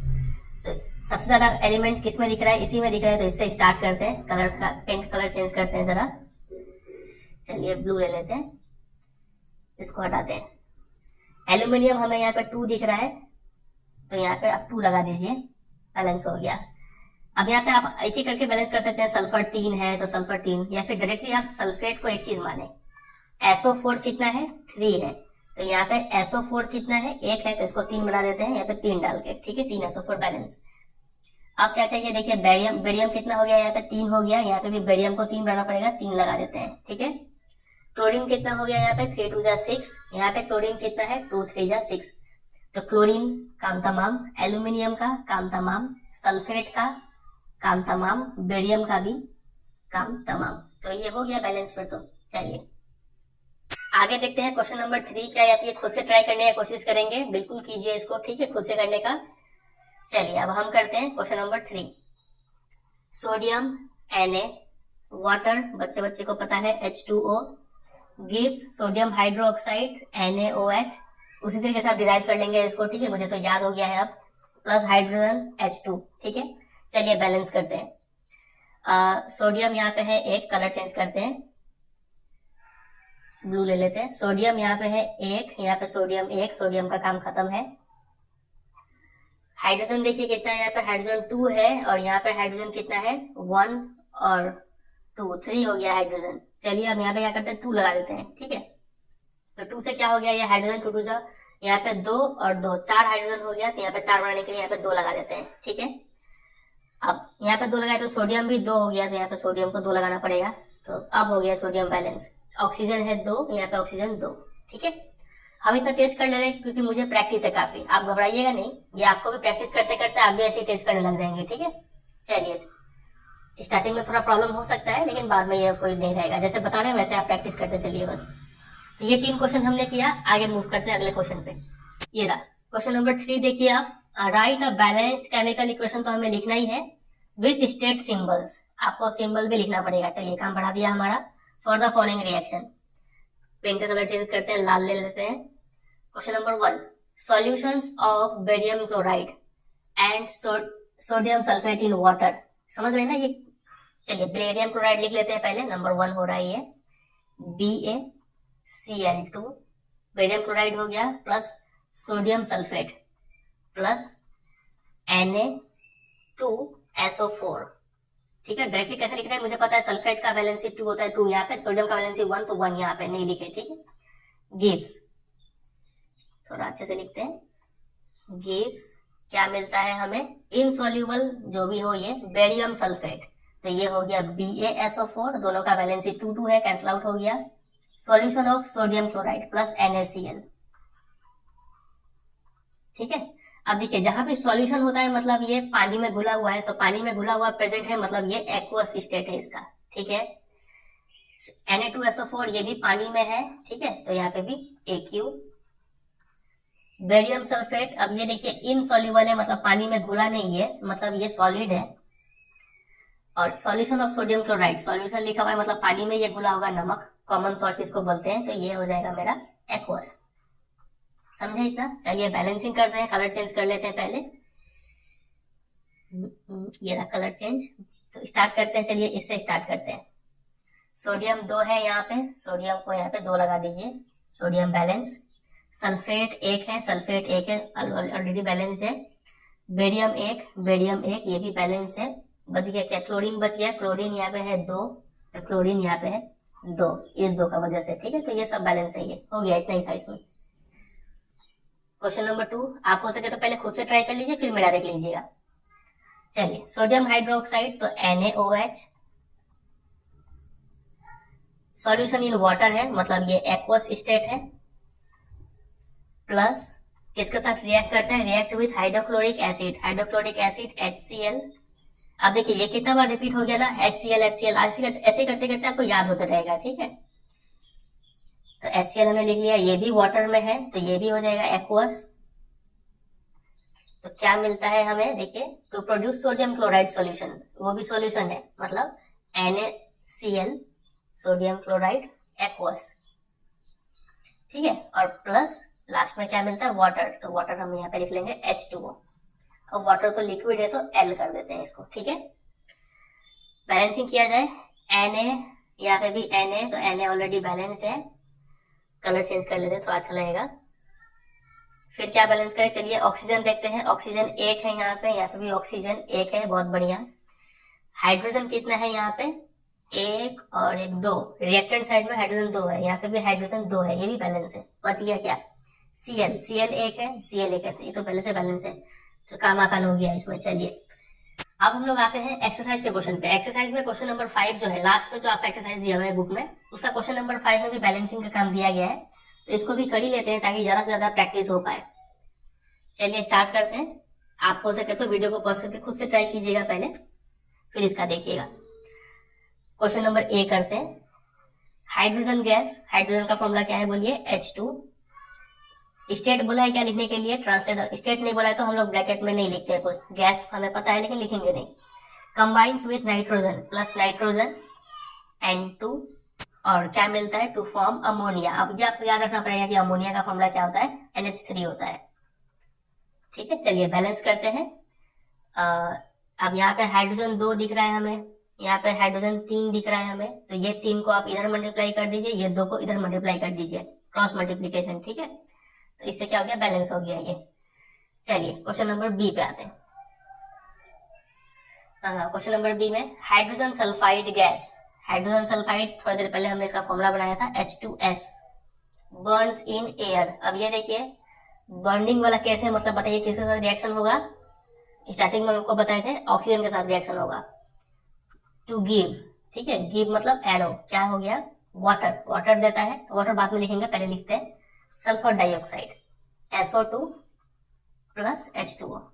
आप चाहते तो वाटर को पहले भी लिख सकते थे, ऐसा कुछ जरूरी नहीं है। चलिए अब चलिए इसको बैलेंस करते हैं। सबसे पहले हाइड्रोजन से स्टार्ट कीजिए। हाइड्रोजन है यहाँ पे 2, हाइड्रोजन भी है यहाँ पे 2, तो हाइड्रोजन ऑलरेडी बैलेंस्ड है। अब दूसरा देखेंगे हम लोग, सल्फर, सल्फर है 1, यहाँ पे भी सल्फर 1, तो सल्फर भी बैलेंस है। ऑक्सीजन चेक कीजिए, ऑक्सीजन है यहाँ पे 2, तो यहाँ पे 2 और 1 3 हो गया ऑक्सीजन, तो ऑक्सीजन बैलेंस नहीं है। तो इस साइड में ऑक्सीजन कितना दिख रहा है हमें, 3, तो यहाँ पे हम 3 मल्टीप्लाई कर देते हैं। और इस साइड में ऑक्सीजन पहले था 2, तो इस 2 को हम कहाँ पे मल्टीप्लाई करें, चलिए यहाँ पे कर देते हैं।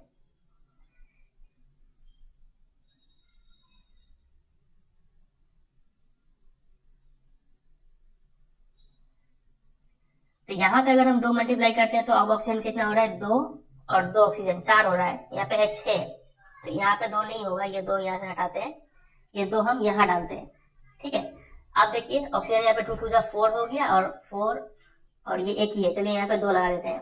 तो ऑक्सीजन अब कितना हो गया, 2 और 4 6। अब ऑक्सीजन बैलेंस हुआ। ठीक है, ऑक्सीजन बैलेंस हुआ, लेकिन कुछ बिगड़ गया होगा। हाइड्रोजन यहाँ पे अब कितना हो गया, 2 2 4, यहाँ पे भी हाइड्रोजन बैलेंस करने के लिए यहाँ पे 2 लगाते हैं, तो हाइड्रोजन अब बैलेंस हो रहा है। सल्फर कितना हो गया है, अब यहाँ से 2 हो गया, तो सल्फर 2, चलिए अब बैलेंस हुआ। थोड़ा क्लीन करके यहाँ पे लिखते हैं, इसीलिए इसको हीट एंड ट्रायल मेथड बोलते हैं, कि आपको थोड़ा हीट एंड ट्रायल करना होगा, हो सकता है एक बार में आंसर ना आए, नंबर चेंज करके देखना पड़ेगा। तो ये हो गया बैलेंस। ठीक है, 2 3 2 2। अब आते हैं क्वेश्चन नंबर सी पे। ठीक है, इसको इरेज करके साफ करते हैं। क्वेश्चन नंबर सी लिखा है बेरियम क्लोराइड, तो BaCl2। अब आपको भी काफी चीज याद हो रहा होगा, रिएक्ट्स विद एल्यूमिनियम सल्फेट, तो Al2SO4 होल थ्राइस, ये हो गया aluminium sulphate, gives aluminium chloride, तो AlCl3 plus a precipitate of barium sulphate, तो बेरियम सल्फेट BaSO4। चलिए बैलेंसिंग करते हैं, कलर चेंज करके थोड़ा डार्क लेते हैं। ये रहा, किससे स्टार्ट किया जाए, हमेशा इसी से स्टार्ट करते हैं हम लोग। एल्यूमिनियम 2 है, तो यहाँ पे 2 लगा दीजिए। सल्फेट SO4 कितना है, 3 है, तो यहाँ पे SO4 3 बना दीजिए डाल के। अब क्या हो गया, बेरियम यहाँ पे कितना है, देखिए बेरियम 3 हो गया इससे, तो यहाँ पे इसको 3 लगाइए, बेरियम बैलेंस। क्लोरीन कितना हो गया, 3 2 6, यहाँ पे क्लोरीन कितना है, 2 3 6, चलिए सब बैलेंस हो गया। तो ये हो गया इसका आंसर, 3 2 3 1 2 3। चलिए अब आते हैं लास्ट क्वेश्चन पे, क्वेश्चन नंबर डी पे। क्वेश्चन नंबर डी लिखा है कि पोटेशियम मतलब K reacts with water plus H2O to give potassium hydroxide मतलब KOH and hydrogen gas plus H2। अब इसको करते हैं बैलेंसिंग का काम। देखिए पोटेशियम 1 है, यहाँ पे पोटेशियम 1 है, बैलेंस है। हाइड्रोजन यहाँ पे 2 है, लेकिन हाइड्रोजन यहाँ पे 1 और 2 3 है, तो हम क्या करते हैं, यहाँ पे 2 लगा देते हैं। 2 लगाने से हाइड्रोजन हो गया यहाँ पे 4, यहाँ पे भी 2 लगा देते हैं, हाइड्रोजन हो गया 4। ऑक्सीजन 2 है, यहाँ पे भी ऑक्सीजन 2 है। पोटेशियम लेकिन 2 हो गया, तो यहाँ पे भी आप 2 लगा दीजिए, 2 पोटेशियम। ठीक है, तो 2K हो गया, और आपका हो गया 2H2O गिव्स 2KOH और हाइड्रोजन। ठीक है, ये हो गया इसका बैलेंसिंग। चलिए जितना प्रैक्टिस करेंगे उतना ये धीरे धीरे इजी लगेगा। शुरू में थोड़ा मुश्किल लगता है, लेकिन बाद में इजी हो जाएगा। ये सब एक बार हम करते रहे, बाद में भी आप एक बार क्या कीजिएगा, खुद से बुक खोल के बिना देखे प्रैक्टिस करने की कोशिश कीजिएगा। ये भी है, यहाँ पे भी बैलेंसिंग करना है। क्वेश्चन नंबर 6 चलिए कर लेते हैं। 6 का ए कलर चेंज करके लिखते हैं। पहले है HNO3 plus calcium hydroxide gives CaNO3, मतलब कैल्शियम नाइट्रेट है ये, प्लस H2O। चलिए बैलेंसिंग करते हैं। नाइट्रेट यहाँ पे कितना है, NO3 1 है, यहाँ पे NO3 कितना है, 2 है। तो नाइट्रेट को बैलेंस करने के लिए आप यहाँ पे 2 लगा दीजिए। ठीक है, कलर चेंज कर लेते हैं थोड़ा। तो नाइट्रेट बैलेंस है।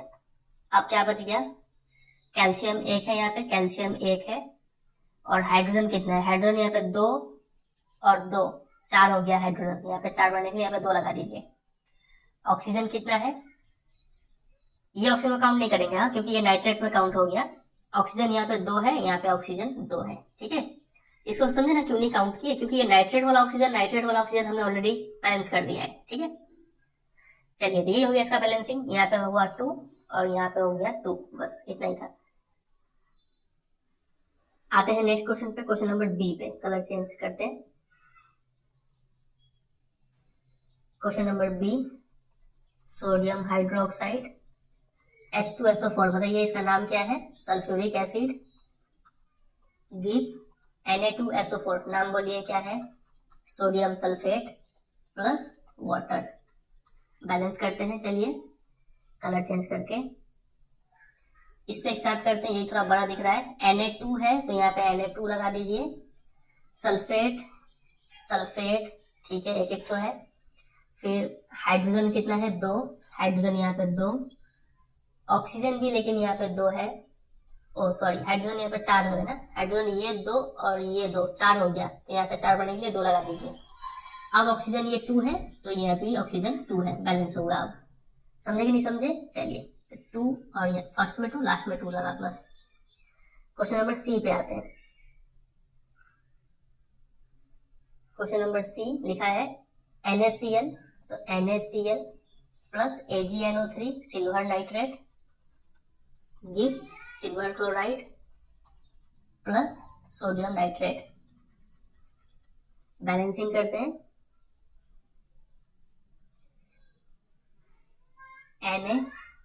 Na ऑलरेडी बैलेंस, यहाँ पे नाइट्रेट है, नाइट्रेट ऑलरेडी बैलेंस्ड है। सिल्वर 1 है, सिल्वर 1 है। क्लोरीन 1 है, क्लोरीन ये तो ऑलरेडी बैलेंस्ड ही है, इसको कुछ नहीं करना है आपको। क्वेश्चन नंबर डी कर लेते हैं। चलिए यहीं पे बैलेंस कर लेते हैं। बेरियम 1 है, यहाँ पे बेरियम 1 है। सल्फेट 1 है, सल्फेट 1 है।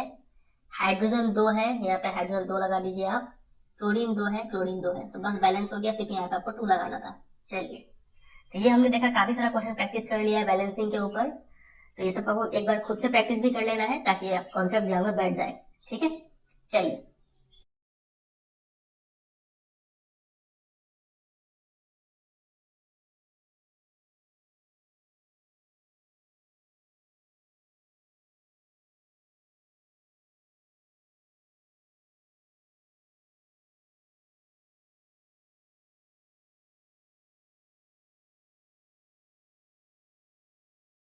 अब अगला टॉपिक है टाइप्स ऑफ केमिकल रिएक्शंस। हम देखेंगे केमिकल रिएक्शंस कितने टाइप के होते हैं। ठीक है, उससे पहले आप एक बात समझ लीजिए कि केमिकल रिएक्शन के दौरान ऐसा नहीं है कि किसी भी एलिमेंट का जो एटम है वो चेंज हो जाए किसी और एलिमेंट में।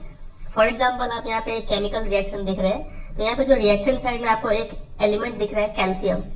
ये जो कैल्शियम ऑक्साइड पूरा को कंपाउंड बोलेंगे। ठीक है, और सिर्फ कैल्शियम एक एलिमेंट है, ऑक्सीजन एक एलिमेंट हो गया, हाइड्रोजन एक एलिमेंट है। ठीक है, तो ये जो एलिमेंट है कैल्शियम, ऐसा नहीं है कि कैल्शियम चेंज होकर कुछ और बन जाए, एल्यूमिनियम वगैरह बन जाए, ऐसा नहीं होता है। आपको प्रोडक्ट साइड में भी कहीं ना कहीं कैल्शियम दिख ही जाएगा। यहाँ पे ऑक्सीजन है रिएक्टेंट साइड में, तो कहीं ना कहीं ऑक्सीजन आपको दिखेगा प्रोडक्ट साइड में भी। ठीक है, तो किसी भी केमिकल रिएक्शन के दौरान कोई भी जो एलिमेंट है वो चेंज नहीं होता है किसी दूसरे एलिमेंट में। ठीक है, ये बात ध्यान रखिएगा। केमिकल रिएक्शन के दौरान क्या होता है, सिर्फ breaking and making of bonds होता है। फॉर एग्जाम्पल यहाँ पे आप देखेंगे कैल्शियम और ऑक्सीजन के बीच में जो बॉन्ड है, जो बंधन है, वो टूट जाता है।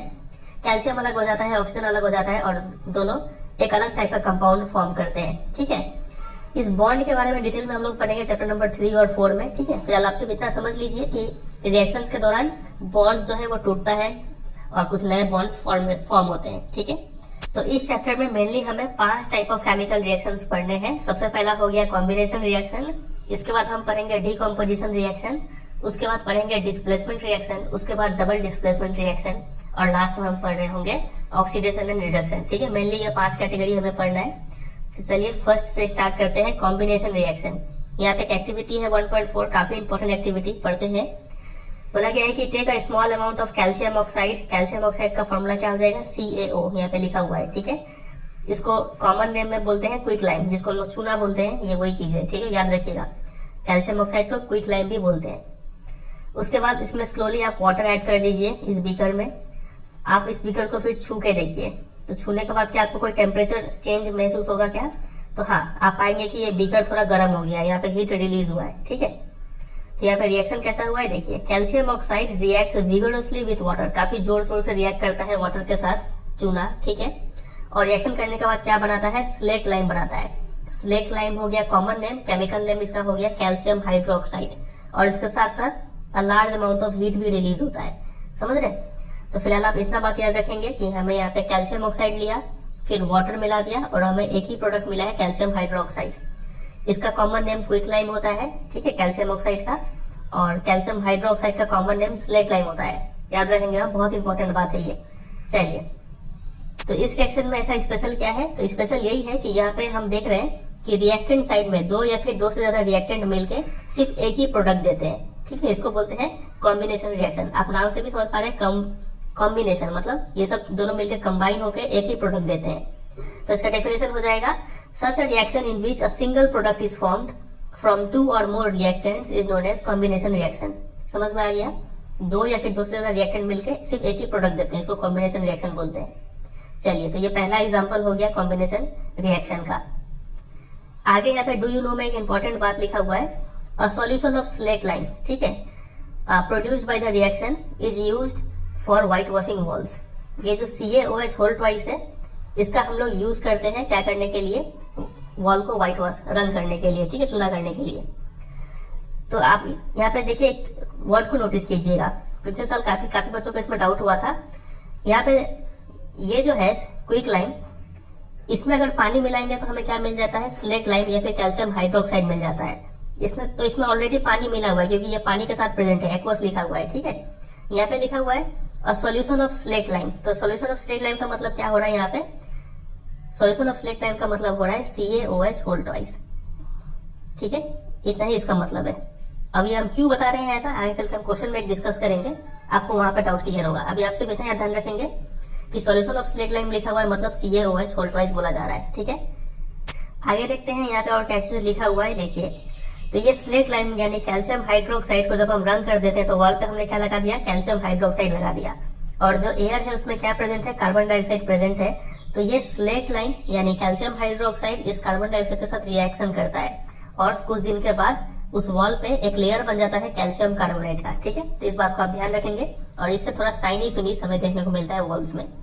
तो कैल्शियम हाइड्रोक्साइड हमने वॉल में रंग करने के दौरान लगा दिया, हवा में कार्बन डाइऑक्साइड प्रेजेंट था, दोनों में रिएक्शन हो गया और फॉर्मेशन हुआ कैल्शियम कार्बोनेट का, जो कि थोड़ा शाइनी फिनिश वॉल को देता है। ठीक है, और ये जो वाटर निकलता है ये वेपर होके एटमॉस्फेयर में चला जाता है वापस। चलिए, let us discuss some more example of combination reactions. यहाँ पे 2 और एग्जांपल दिए गए हैं कॉम्बिनेशन रिएक्शन के। देखिए, सबसे पहला है बर्निंग ऑफ कोल।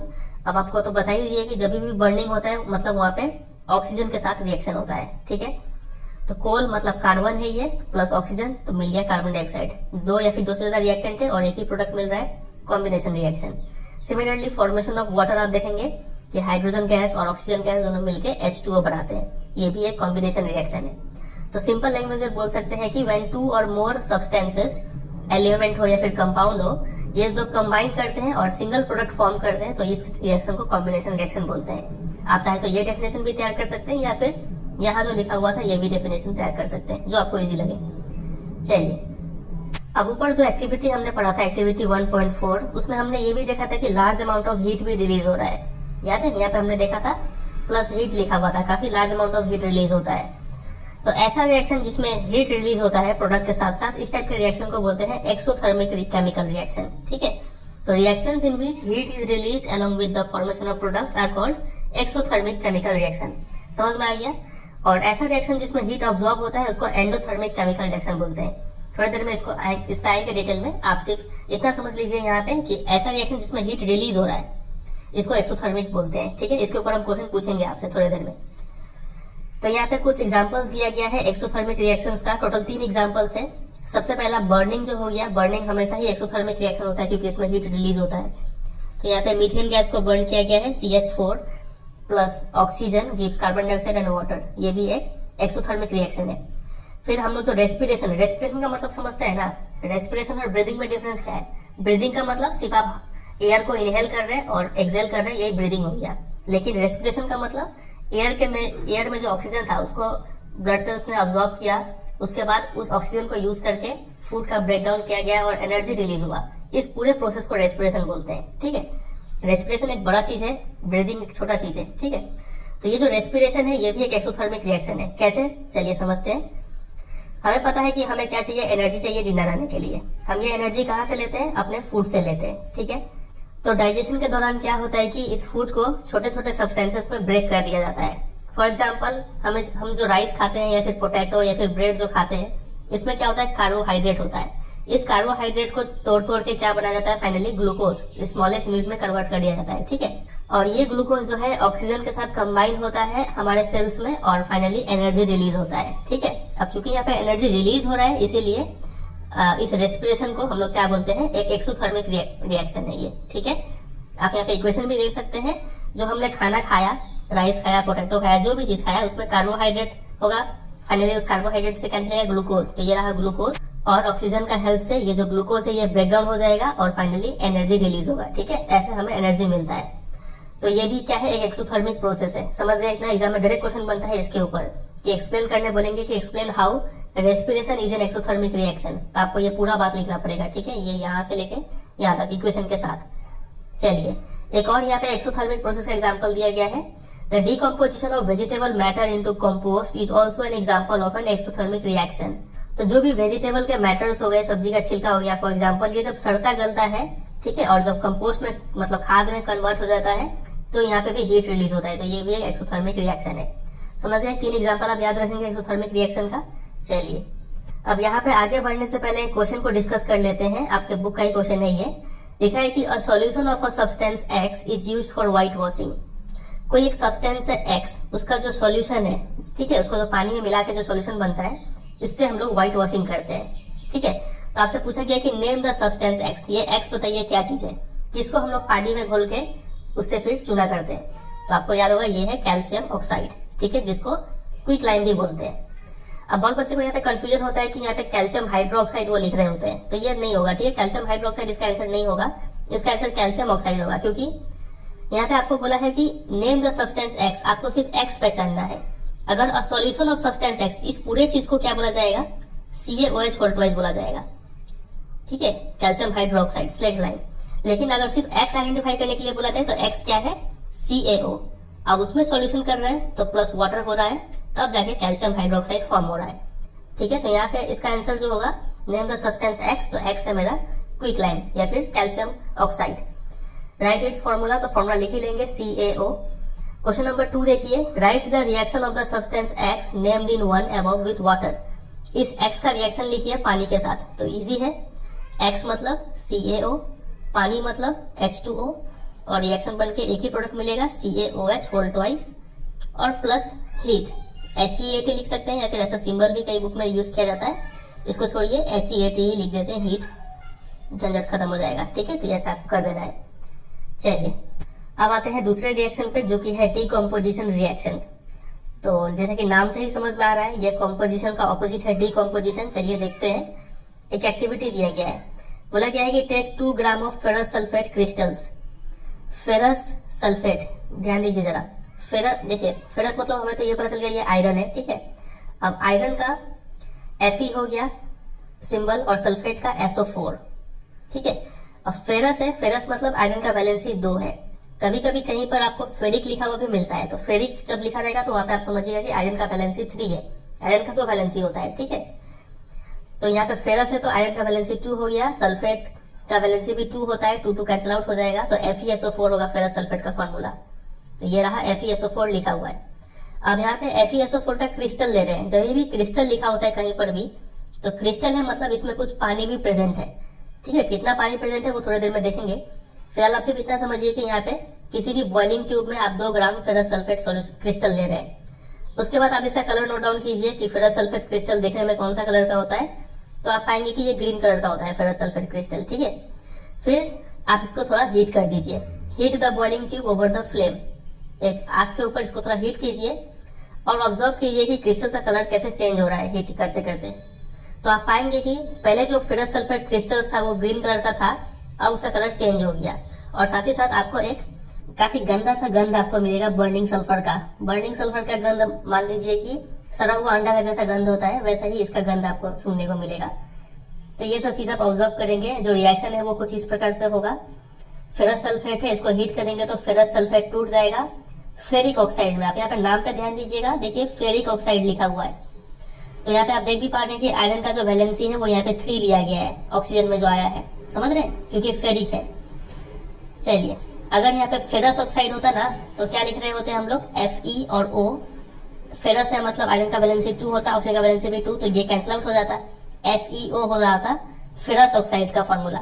लेकिन चूंकि यहाँ पे फेरिक ऑक्साइड है तो Fe और O है, इसका वैलेंसी 3, इसका वैलेंसी 2, क्योंकि फेरिक है ये। यहाँ अब ये क्या हो जाएगा, Fe2O3।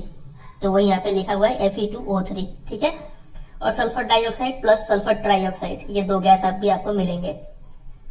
तो यहाँ पे हम क्या देख रहे हैं कि एक ही रिएक्टेंट था और वो ब्रेक होके 2-3 प्रोडक्ट हमें दे रहा है।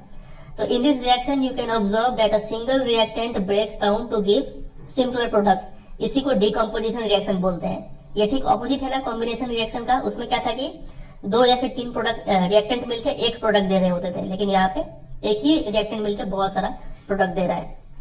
चलिए, तो इस रिएक्शन में हुआ क्या, थोड़ा और डिटेल में समझते हैं। देखिए, सबसे पहले हमने क्या लिया था, फेरस सल्फेट क्रिस्टल्स लिया था और हमको बोले कि जब भी क्रिस्टल्स होता है मतलब वहां पे कुछ ना कुछ पानी होता है। तो FeSO4 फेरस सल्फेट और क्रिस्टल के लिए .7H2O।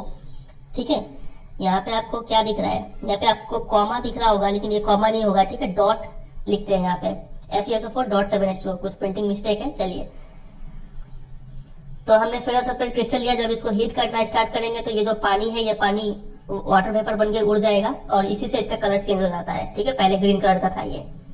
उसके बाद पानी उड़ गया तो अब क्या बच गया, FeSO4 बच गया। अब हम इसको और हीट करेंगे तो ये डिकम्पोज हो जाएगा फेरिक ऑक्साइड में, सल्फर डाइऑक्साइड में और सल्फर ट्राइऑक्साइड में। फेरिक ऑक्साइड जो है वो एक सॉलिड है और ये सल्फर डाइऑक्साइड और सल्फर ट्राइऑक्साइड दोनों क्या है, गैसेस है। समझ गए पूरा रिएक्शन का प्रोसेस। चलिए, तो ये हो गया पहला एग्जाम्पल डिकम्पोजिशन रिएक्शन का। कुछ और एग्जाम्पल देखेंगे हम लोग। दूसरा एग्जाम्पल है ये कि decomposition of calcium carbonate to calcium oxide and carbon dioxide on heating is an important decomposition reaction use in various industry. जब हम कैल्शियम कार्बोनेट को हीट करते हैं तो ये 2 प्रोडक्ट में टूट जाता है। एक हो गया कैल्शियम ऑक्साइड जिसको क्विक लाइम भी बोलते हैं, और एक हो गया कार्बन डाइऑक्साइड।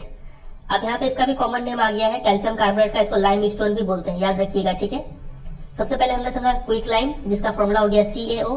उसके बाद हमने समझा स्लेट लाइम जिसका फॉर्मूला हो गया CaOH होल ट्वाइस।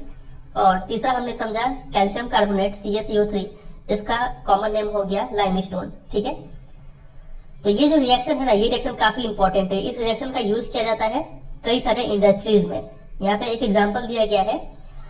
सबसे पहले तो आप ये समझिए कि कैल्शियम ऑक्साइड को लाइम या फिर क्विक लाइम भी बोलते हैं। It has many uses.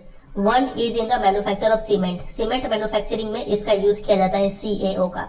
ठीक है, याद रखिएगा। एग्जाम में आपसे क्वेश्चन पूछते हैं कि कोई एक सब्सटेंस X देंगे और उसको पहचानने के लिए एक हिंट देंगे कि it is use in the manufacture of cement. तो इस हिंट से आपको पहचानना पड़ेगा कि वो X क्या है, CaO कैल्शियम ऑक्साइड है। ठीक है, लेकिन आप यहाँ पे ध्यान दीजिएगा कि इस रिएक्शन पे भी हमने क्या यूज किया, हीट यूज किया। इस रिएक्शन में भी हमने हीट यूज किया, हीट का हेल्प से डिकम्पोजिशन करवाया है। तो जब भी डिकम्पोजिशन रिएक्शन होता है with the help of heat, इस टाइप का डिकम्पोजिशन रिएक्शन को बोलते हैं थर्मल डिकम्पोजिशन। इजी है, समझ गए। चलिए, अब एक हम और एक्टिविटी देखेंगे, एक्टिविटी 1.6। यहाँ पे बोला गया है कि आप 2 ग्राम लेड नाइट्रेट लीजिए। लेड का फॉर्मूला होता है Pb और नाइट्रेट का होता है NO3। नाइट्रेट का वैलेंसी तो हमें याद है 1, लेकिन लेड का वैलेंसी कितना है ये हमें याद नहीं है। चलिए देख लेंगे आगे क्या होता है। फिर लेड नाइट्रेट लेने के बाद आप इसको बॉइलिंग ट्यूब के में रखिए और एक पेयर ऑफ टंग से ऐसे होल्ड कीजिए, ठीक है, और इसको हीट कर दीजिए। आप पाएंगे कि यहाँ से ब्राउन फ्यूम्स, जो ब्राउन कलर का जो धुआं है वो निकलना स्टार्ट हो जाएगा। और ये ब्राउन कलर का धुआं क्या, कौन सा चीज है? ये है आपका nitrogen dioxide. Very very very important. Exam में कई सारे क्वेश्चन बनेंगे इसके ऊपर, ठीक है, हम आप डिस्कस भी करेंगे। फिलहाल आप सिर्फ इतना याद रखिएगा कि जब भी ब्राउन धुआं निकलता है वो क्या होता है?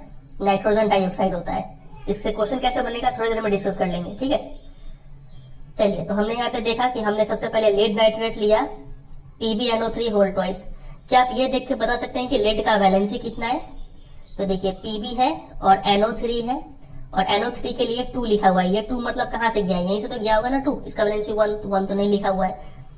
तो इससे हम समझे कि लेड का जो वैलेंसी है वो कितना है? 2 है। समझे? ये 2 देखकर पता चल रहा है। तो लेड नाइट्रेट को हीट किए तो लेड ऑक्साइड बना, प्लस नाइट्रोजन डाइऑक्साइड, जो ब्राउन कलर का धुआं निकल रहा था वो यही चीज है, और प्लस ऑक्सीजन गैस हमें देखने को मिला।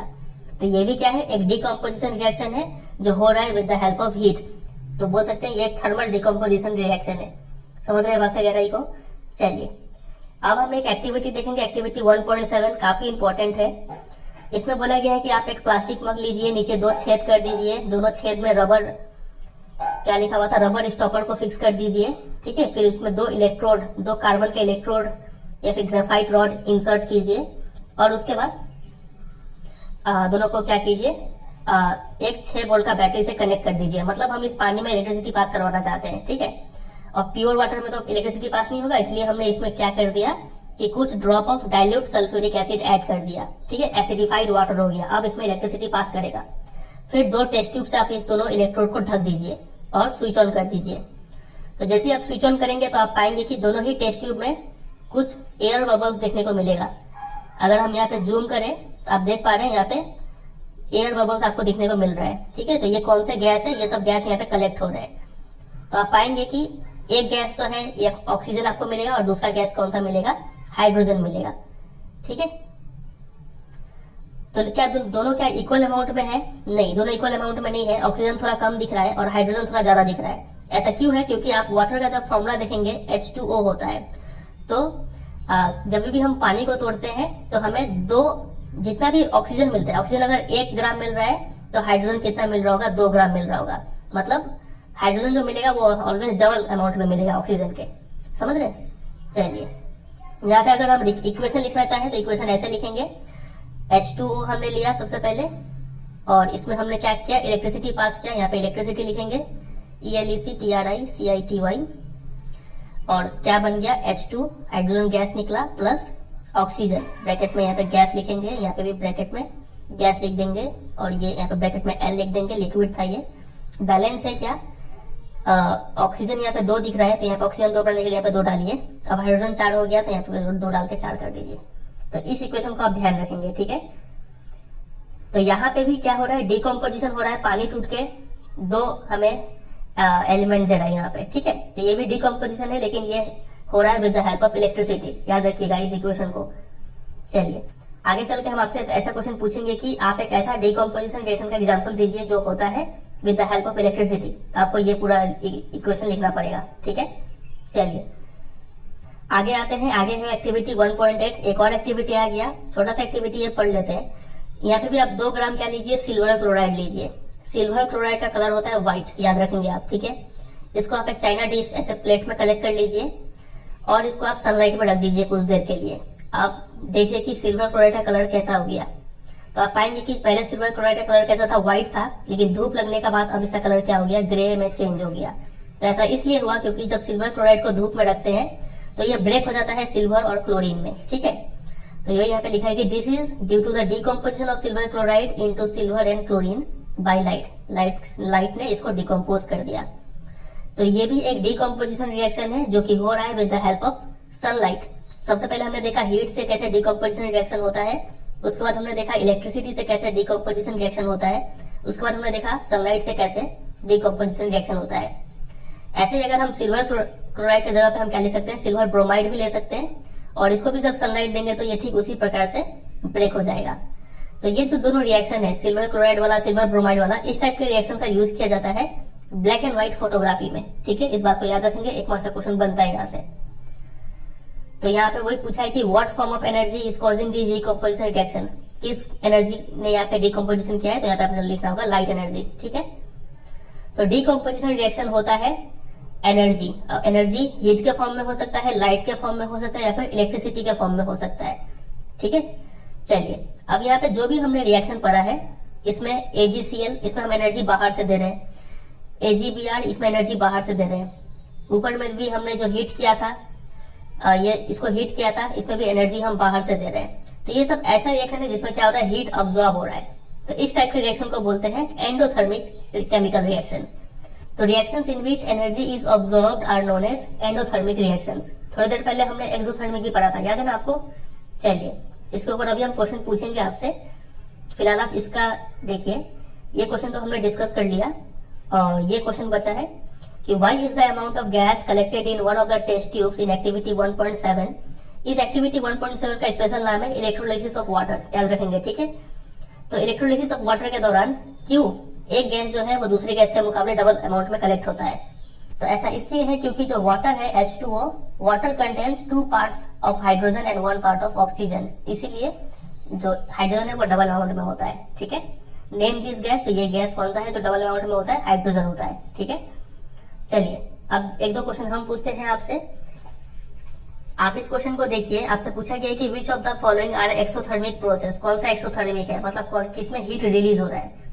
Number 1 reaction of water with quicklime, जब चूल्हा में पानी डालेंगे तो हीट रिलीज होता है, तो ये एक एक्सोथर्मिक प्रोसेस है। Number 2 dilation of N acid, acid में जब आप पानी मिलाएंगे ना तो भी क्या होता है, हीट रिलीज होता है, तो ये भी एक एक्सोथर्मिक प्रोसेस है। एवापोरेशन ऑफ वाटर, पानी को एवापोरेट करने के लिए आपको हीट देना पड़ता है, तो हीट रिलीज नहीं होता, ये हीट अब्सॉर्ब कर रहा है, तो ये एंडोथर्मिक है। सब्लिमेशन ऑफ कैम्फर, कपूर भी जब उड़ता है तो यहाँ पे भी हीट लेके वो सॉलिड से डायरेक्ट गैस में कन्वर्ट होता है, तो ये भी एक क्या है, एंडोथर्मिक प्रोसेस है। तो इसका आंसर हो जाएगा 1 और 2, मतलब ऑप्शन नंबर ए इसका राइट आंसर होगा। समझे। फिर आपसे एग्जाम में ऐसा भी क्वेश्चन पूछते हैं कि आप ऐसे ऐसे डिकम्पोजिशन रिएक्शन का एग्जांपल दें जो नंबर 1 हीट से हो रहा हो, नंबर 2 लाइट से हो रहा हो, नंबर 3 इलेक्ट्रिसिटी से हो रहा हो। तो तीनों का एग्जांपल हमको बता ही दिए, वो तीनों का इक्वेशन आपको लिखना पड़ेगा। ठीक है, चलिए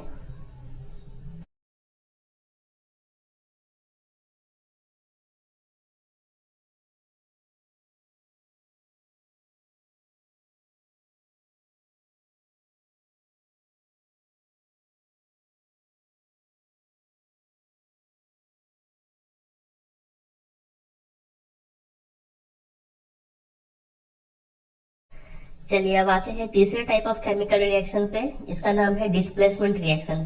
सबसे पहले एक एक्टिविटी दिया गया है 1.9, इसको समझते हैं, काफी इंपॉर्टेंट एक्टिविटी है। देखिए क्या लिखा है, टेक 3 आयरन नेल्स, आप 3 आयरन नेल्स लेंगे, ठीक है, और उसको सैंड पेपर से घस के उसके ऊपर जो भी जंग है वो हटा दीजिए। फिर 2 टेस्ट ट्यूब लीजिए A और B, और दोनों में ही 10 ml copper sulphate solution add कर दीजिए।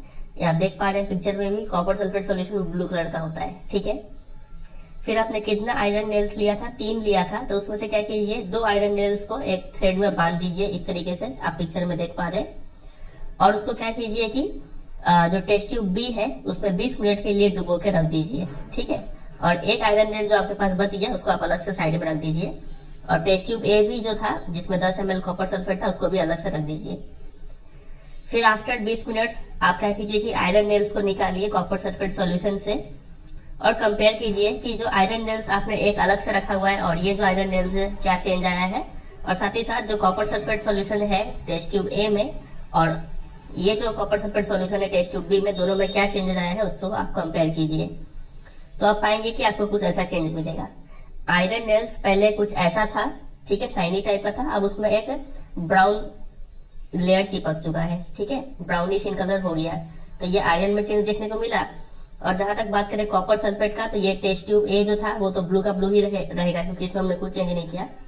टेस्ट ट्यूब बी में हमने चूंकि आयरन नेल को इमर्स किया था, डुबो के रखा हुआ था, तो हम यहाँ पे देख रहे हैं कि इसका ब्लू कलर थोड़ा फेड हो गया है, हल्का सा ग्रीनिश हो गया है ये। तो ऐसा क्यों हुआ है यहाँ पे, चलिए देखते हैं।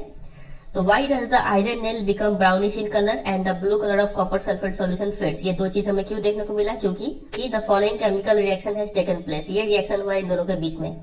हमने आयरन लिया था तो उसके लिए Fe सॉलिड है, plus copper sulphate CuSO4 aqueous जो है, मतलब पानी में सॉल्यूशन के रूप में था ये। तो यहाँ पे होता क्या है कि ये आयरन जो है ये कॉपर को बोलता है बॉस हो गया मस्ती, अब हटो, ठीक है। तो कॉपर हट जाता है और आयरन जो है वो सल्फेट को लेके खुश हो जाता है, ठीक है, और कॉपर अलग से है यहाँ पे। तो इसको हम लोग बोलते हैं कि आयरन ने कॉपर को क्या कर दिया, डिस्प्लेस कर दिया। और इसी टाइप के रिएक्शन को बोलते हैं डिस्प्लेसमेंट रिएक्शन। बात अगर आपको समझ रहे हैं कि नहीं समझ रहे हैं? चलिए, तो इसको अगर हम जनरल रूप में लिखना चाहें तो जनरल रूप में ऐसे लिख सकते हैं कि मान लीजिए ए कोई एलिमेंट है और प्लस BC कोई कंपाउंड है। तो ए बोलेगा बी को कि चलो अब हट जाओ, तो बी बोलेगा ठीक है, तो ये हो जाएगा AC और प्लस B, ठीक है, ऐसे B अलग से रहेगा। समझ रहे हैं? इसको डिस्प्लेसमेंट रिएक्शन बोलते हैं। तो in this reaction iron has displaced या फिर रिमूव्ड अनदर एलिमेंट। आयरन किसको डिस्प्लेस कर रहा है, कॉपर को कर रहा है फ्रॉम कॉपर सल्फेट सॉल्यूशन, इसलिए इसको बोलते हैं डिस्प्लेसमेंट रिएक्शन। तो इसका डेफिनेशन क्या हो जाएगा? Displacement reaction is the reaction in which one element displaces the other element in a compound. और ये डिस्प्लेस इसलिए कर पाता है क्योंकि यहाँ पे हम बोलते हैं आयरन जो है वो मोर रिएक्टिव है कॉपर से, ठीक है। आयरन ज्यादा शक्तिशाली है कॉपर के मुकाबले, इसलिए आयरन यहाँ से कॉपर को हटा दे पा रहा है। अगर मान लीजिए कोई ऐसे रिएक्शन करवाता कॉपर प्लस फेरस सल्फेट, तो क्या यहाँ पे कॉपर का दम था कि ये आयरन को हटा दें यहाँ से? नहीं, क्योंकि हमें पता है आयरन ज्यादा रिएक्टिव है, ज्यादा शक्तिशाली है, इसलिए आयरन यहाँ से नहीं हटेगा। आयरन भले ही हटा देगा लेकिन आयरन खुद नहीं हटेगा। यहाँ पे नो रिएक्शन, डिस्प्लेसमेंट रिएक्शन यहाँ पे नहीं होगा। समझ रहे कि नहीं समझ रहे? चलिए, अब आप सोच रहे होंगे कि हमें कैसे पता चलेगा कि कौन ज्यादा रिएक्टिव है और कौन कम रिएक्टिव है। तो इसका जवाब आपको मिलेगा चैप्टर नंबर 3 में। जब हम रिएक्टिविटी सीरीज पढ़ेंगे तब आपको पता चल जाएगा कि कौन सा मेटल ज्यादा रिएक्टिव है और कौन सा कम, ठीक है। चलिए, यहाँ पे कुछ और एग्जांपल दिए गए हैं। Other examples of displacement reactions are, देखिए यहाँ पे जिंक है, कॉपर सल्फेट है। जिंक बोला कॉपर को कि अब निकलो यहाँ से, सल्फेट को आने दो मेरे साथ। तो जिंक सल्फेट के साथ खुश हो गया, कॉपर अलग हो गया। हर सब में कॉपर अलग हो रहा है। यहाँ पे लीड का भी इतना हिम्मत है कि लीड भी क्या किया, कॉपर को हटा दिया, कॉपर अलग है और लीड क्लोराइड अलग से यहाँ पे खुश है। समझ रहे? और इस बुक में जितना भी इक्वेशन दिया गया है ना, ये ब्लू वाला इक्वेशन, सभी को अच्छे से आपको प्रैक्टिस करना है, ठीक है। सभी के ऊपर क्वेश्चन बन सकता है, तो याद रखेंगे ये सब। तो जिंक एंड लीड जो है यहाँ पे कॉपर को डिस्प्लेस कर दे रहे हैं, क्योंकि जो जिंक और लीड है ये ज्यादा रिएक्टिव है कॉपर के मुकाबले, ठीक है। तो इतना ही था डिस्प्लेसमेंट रिएक्शन से बात। इस एक्टिविटी के ऊपर क्वेश्चन पूछते हैं कि जब हम कॉपर सल्फेट सॉल्यूशन में आयरन नेल को डिप करते हैं तो आप क्या ऑब्जर्व करेंगे? तो आप लिखेंगे ये दो चीज ऑब्जर्व करेंगे। ऐसा क्यों ऑब्जर्व करेंगे? तो आपको ये इक्वेशन लिखना होगा, ठीक है। डिस्प्लेसमेंट रिएक्शन का डेफिनेशन पूछ सकते हैं, तो ऐसा कुछ क्वेश्चन बन सकता है। अब आ जाते हैं चौथे टाइप के इक्वेशन रिएक्शन पे, जो कि है double displacement reaction. Displacement reaction तो हमने समझ लिया, ये डबल डिस्प्लेसमेंट क्या है? चलिए एक्टिविटी 1.10 पढ़ के समझते हैं। Take about 3 ml of sodium sulphate. Sodium sulphate ले लिया एक टेस्ट ट्यूब में, फिर दूसरे टेस्ट ट्यूब में 3 ml बेरियम क्लोराइड ले लिया। दोनों को मिक्स कर दीजिए और क्या ऑब्जर्व करेंगे वो नोट कीजिए। तो आप ऑब्जर्व करेंगे कि एक व्हाइट सब्सटेंस यहाँ पे फॉर्म हो रहा है। ये व्हाइट सब्सटेंस इनसॉल्युबल है वाटर में, ठीक है। अब ये आप समझिए इनसॉल्युबल सॉल्युबल क्या होता है। देखिए, अगर आप वाटर लेते हैं, इसमें आप चीनी या फिर नमक घुलते हैं, तो वो जिस तरीके से घुलता है ना, उसको बोलते हैं सॉल्युबल। क्या आपको वहां पे चीनी का कुछ भी पार्टिकल्स नहीं दिखेगा। लेकिन अगर आप मान लीजिए पानी में क्या करते हैं कि कोई मिट्टी घोल देते हैं, तो वो आप थोड़ी देर छोड़ेंगे तो वो मिट्टी नीचे जम जाएगा। तो यहाँ पे लोग बोलते हैं कि मिट्टी इनसॉल्युबल है, उसका पार्टिकल्स दिख रहा है, ठीक है। तो यहाँ पे कुछ वैसा ही इनसॉल्युबल चीज फॉर्म होता है, व्हाइट सब्सटेंस। ये इनसॉल्युबल व्हाइट सब्सटेंस को हम लोग क्या बोलते हैं? साइंस के लैंग्वेज में प्रेसिपिटेट बोलते हैं, ठीक है। तो ऐसा कोई भी रिएक्शन जिसमें प्रेसिपिटेट फॉर्म होता है, इसको प्रेसिपिटेशन रिएक्शन बोलते हैं। तो मतलब अगर कोई रिएक्शन के दौरान नीचे कुछ पार्टिकल्स जम जाए, इसको बोलते हैं प्रेसिपिटेशन रिएक्शन, प्रेसिपिटेट का फॉर्म होना। अब आप सोच रहे होंगे तो हम तो पढ़ रहे हैं डबल डिस्प्लेसमेंट रिएक्शन, ये प्रेसिपिटेशन रिएक्शन कहाँ से आ गया? तो एक एक्स्ट्रा इन्फॉर्मेशन है, अभी हम लोग इसको भी समझ लेंगे। फिलहाल आप पहले प्रेसिपिटेशन रिएक्शन को समझिए। तो यहाँ पे हुआ क्या कि सोडियम सल्फेट हमने लिया प्लस बेरियम क्लोराइड, रिएक्शन करवा दिया, बना बेरियम सल्फेट और सोडियम क्लोराइड। यहाँ पे डिस्प्लेसमेंट तो हो रहा है, लेकिन दो चीजों का डिस्प्लेसमेंट हो रहा है। सोडियम बोल रहा है बेरियम को कि चलो हटो, बेरियम बोल रहा है सोडियम को कि तुम भी हटो, ठीक है। तो दोनों अपना जगह इंटरचेंज कर रहे हैं। बेरियम आ गया सल्फेट के साथ और सोडियम आ गया क्लोरीन के साथ।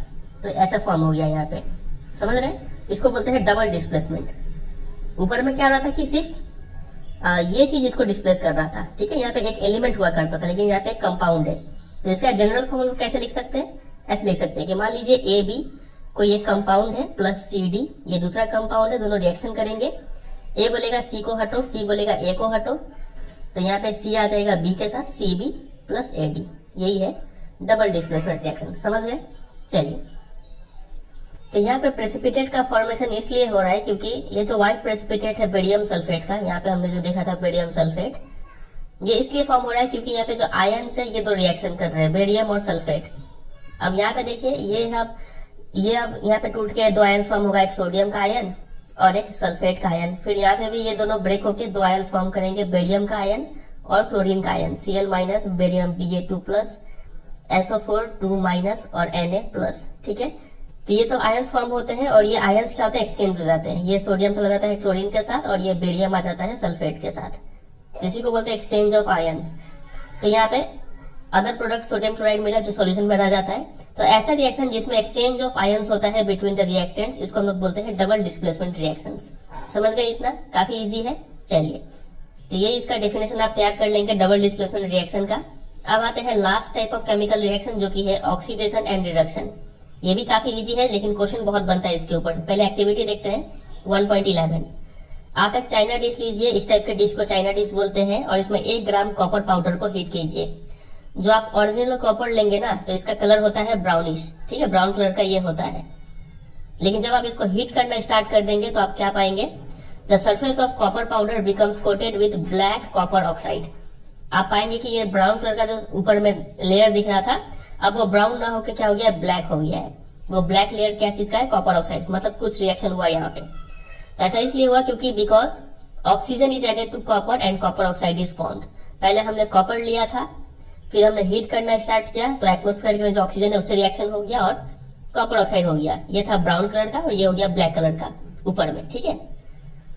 लेकिन अगर आप यहाँ पे क्या करें कि अगर आप इस कॉपर ऑक्साइड के ऊपर से हाइड्रोजन गैस अगर पास करवा दें तब क्या पाएंगे, the black coating on the surface turns brown as the reverse reaction takes place and copper is obtained. अब जो ये ब्लैक हो गया था वो ब्लैक से वापस फिर से ब्राउन हो जाएगा, ठीक है, ब्लैक से ब्राउन हो जाएगा। क्यों? क्योंकि उल्टा रिएक्शन हो गया। अब यहाँ पे जो ये जो हाइड्रोजन है वो कॉपर ऑक्साइड में से ऑक्सीजन हटा देता है और ले देके सिर्फ फिर कॉपर बन जाता है। तो ये कॉपर फिर से कौन सा कलर है, ब्राउन कलर वापस आ जाता है, समझे। तो यहाँ पे हम बोलते हैं कि अगर कोई सब्सटेंस ऑक्सीजन गेन करता है रिएक्शन के दौरान तो वो सब्सटेंस ऑक्सीडाइज हो रहा है। फॉर एग्जांपल इस रिएक्शन में देखिए कॉपर था, बन गया कॉपर ऑक्साइड। तो यहाँ पे हम बोलते हैं कि कॉपर जो है उसने ऑक्सीजन गेन किया है, ऑक्सीजन लिया है। तो यहाँ पे कॉपर इज गेटिंग ऑक्सीडाइज्ड, ये लैंग्वेज समझिएगा, ठीक है। और वही अगर कोई सब्सटेंस ऑक्सीजन लूज कर रहा है किसी रिएक्शन के दौरान तो हम लोग उसको बोलते हैं इट इज गेटिंग रिड्यूस्ड। यहाँ पे आप देखिए कॉपर ऑक्साइड था, बन गया कॉपर, यहाँ पे ऑक्सीजन हट रहा है तो यहाँ पे कॉपर ऑक्साइड जो है वो क्या हो रहा है, सब्सटेंस गेटिंग रिड्यूस्ड। इतना समझे। चलिए अब यहाँ पे एक और बात नोटिस करना है आपको। ड्यूरिंग द रिएक्शन 1.21, इस वाले रिएक्शन में the copper two oxide is losing oxygen, copper oxide तो ऑक्सीजन लूज कर रहा है, हम लोग बोलते हैं कि वो रिड्यूस्ड हो रहा है, ठीक है। And the hydrogen is gaining oxygen and is being oxidised. अब यहाँ पे देखेंगे हाइड्रोजन का अगर बात करें, हाइड्रोजन क्या कर रहा है, पहले H2 था, अब H2O हो गया। हाइड्रोजन तो ऑक्सीजन गेन किया है, इसका मतलब ये जो हाइड्रोजन है ये ऑक्सीडाइज्ड हो रहा है। यहाँ पे कॉपर ऑक्साइड क्या हो रहा था, रिड्यूस्ड हो रहा था यहाँ से यहाँ। तो यहाँ पे एक रिएक्टेंट जो है वो ऑक्सीडाइज हो रहा है और दूसरा रिएक्टेंट जो है वो रिड्यूस्ड हो रहा है। तो इस टाइप के रिएक्शन को बोलते हैं ऑक्सीडेशन रिडक्शन रिएक्शन, दोनों साथ में हो रहा है। या फिर शॉर्ट फॉर्म में, इतना बड़ा लिखने का मन नहीं है तो आप क्या लिखेंगे, रेडॉक्स रिएक्शन इसको बोलते हैं, ठीक है। ऐसा रिएक्शन जिसमें एक रिएक्टेंट ऑक्सीडाइज्ड हो, दूसरा रिएक्टेंट रिड्यूस्ड हो, इसको हम लोग बोलते हैं रेडॉक्स रिएक्शन। समझ गए। चलिए कुछ और एग्जाम्पल देखते हैं।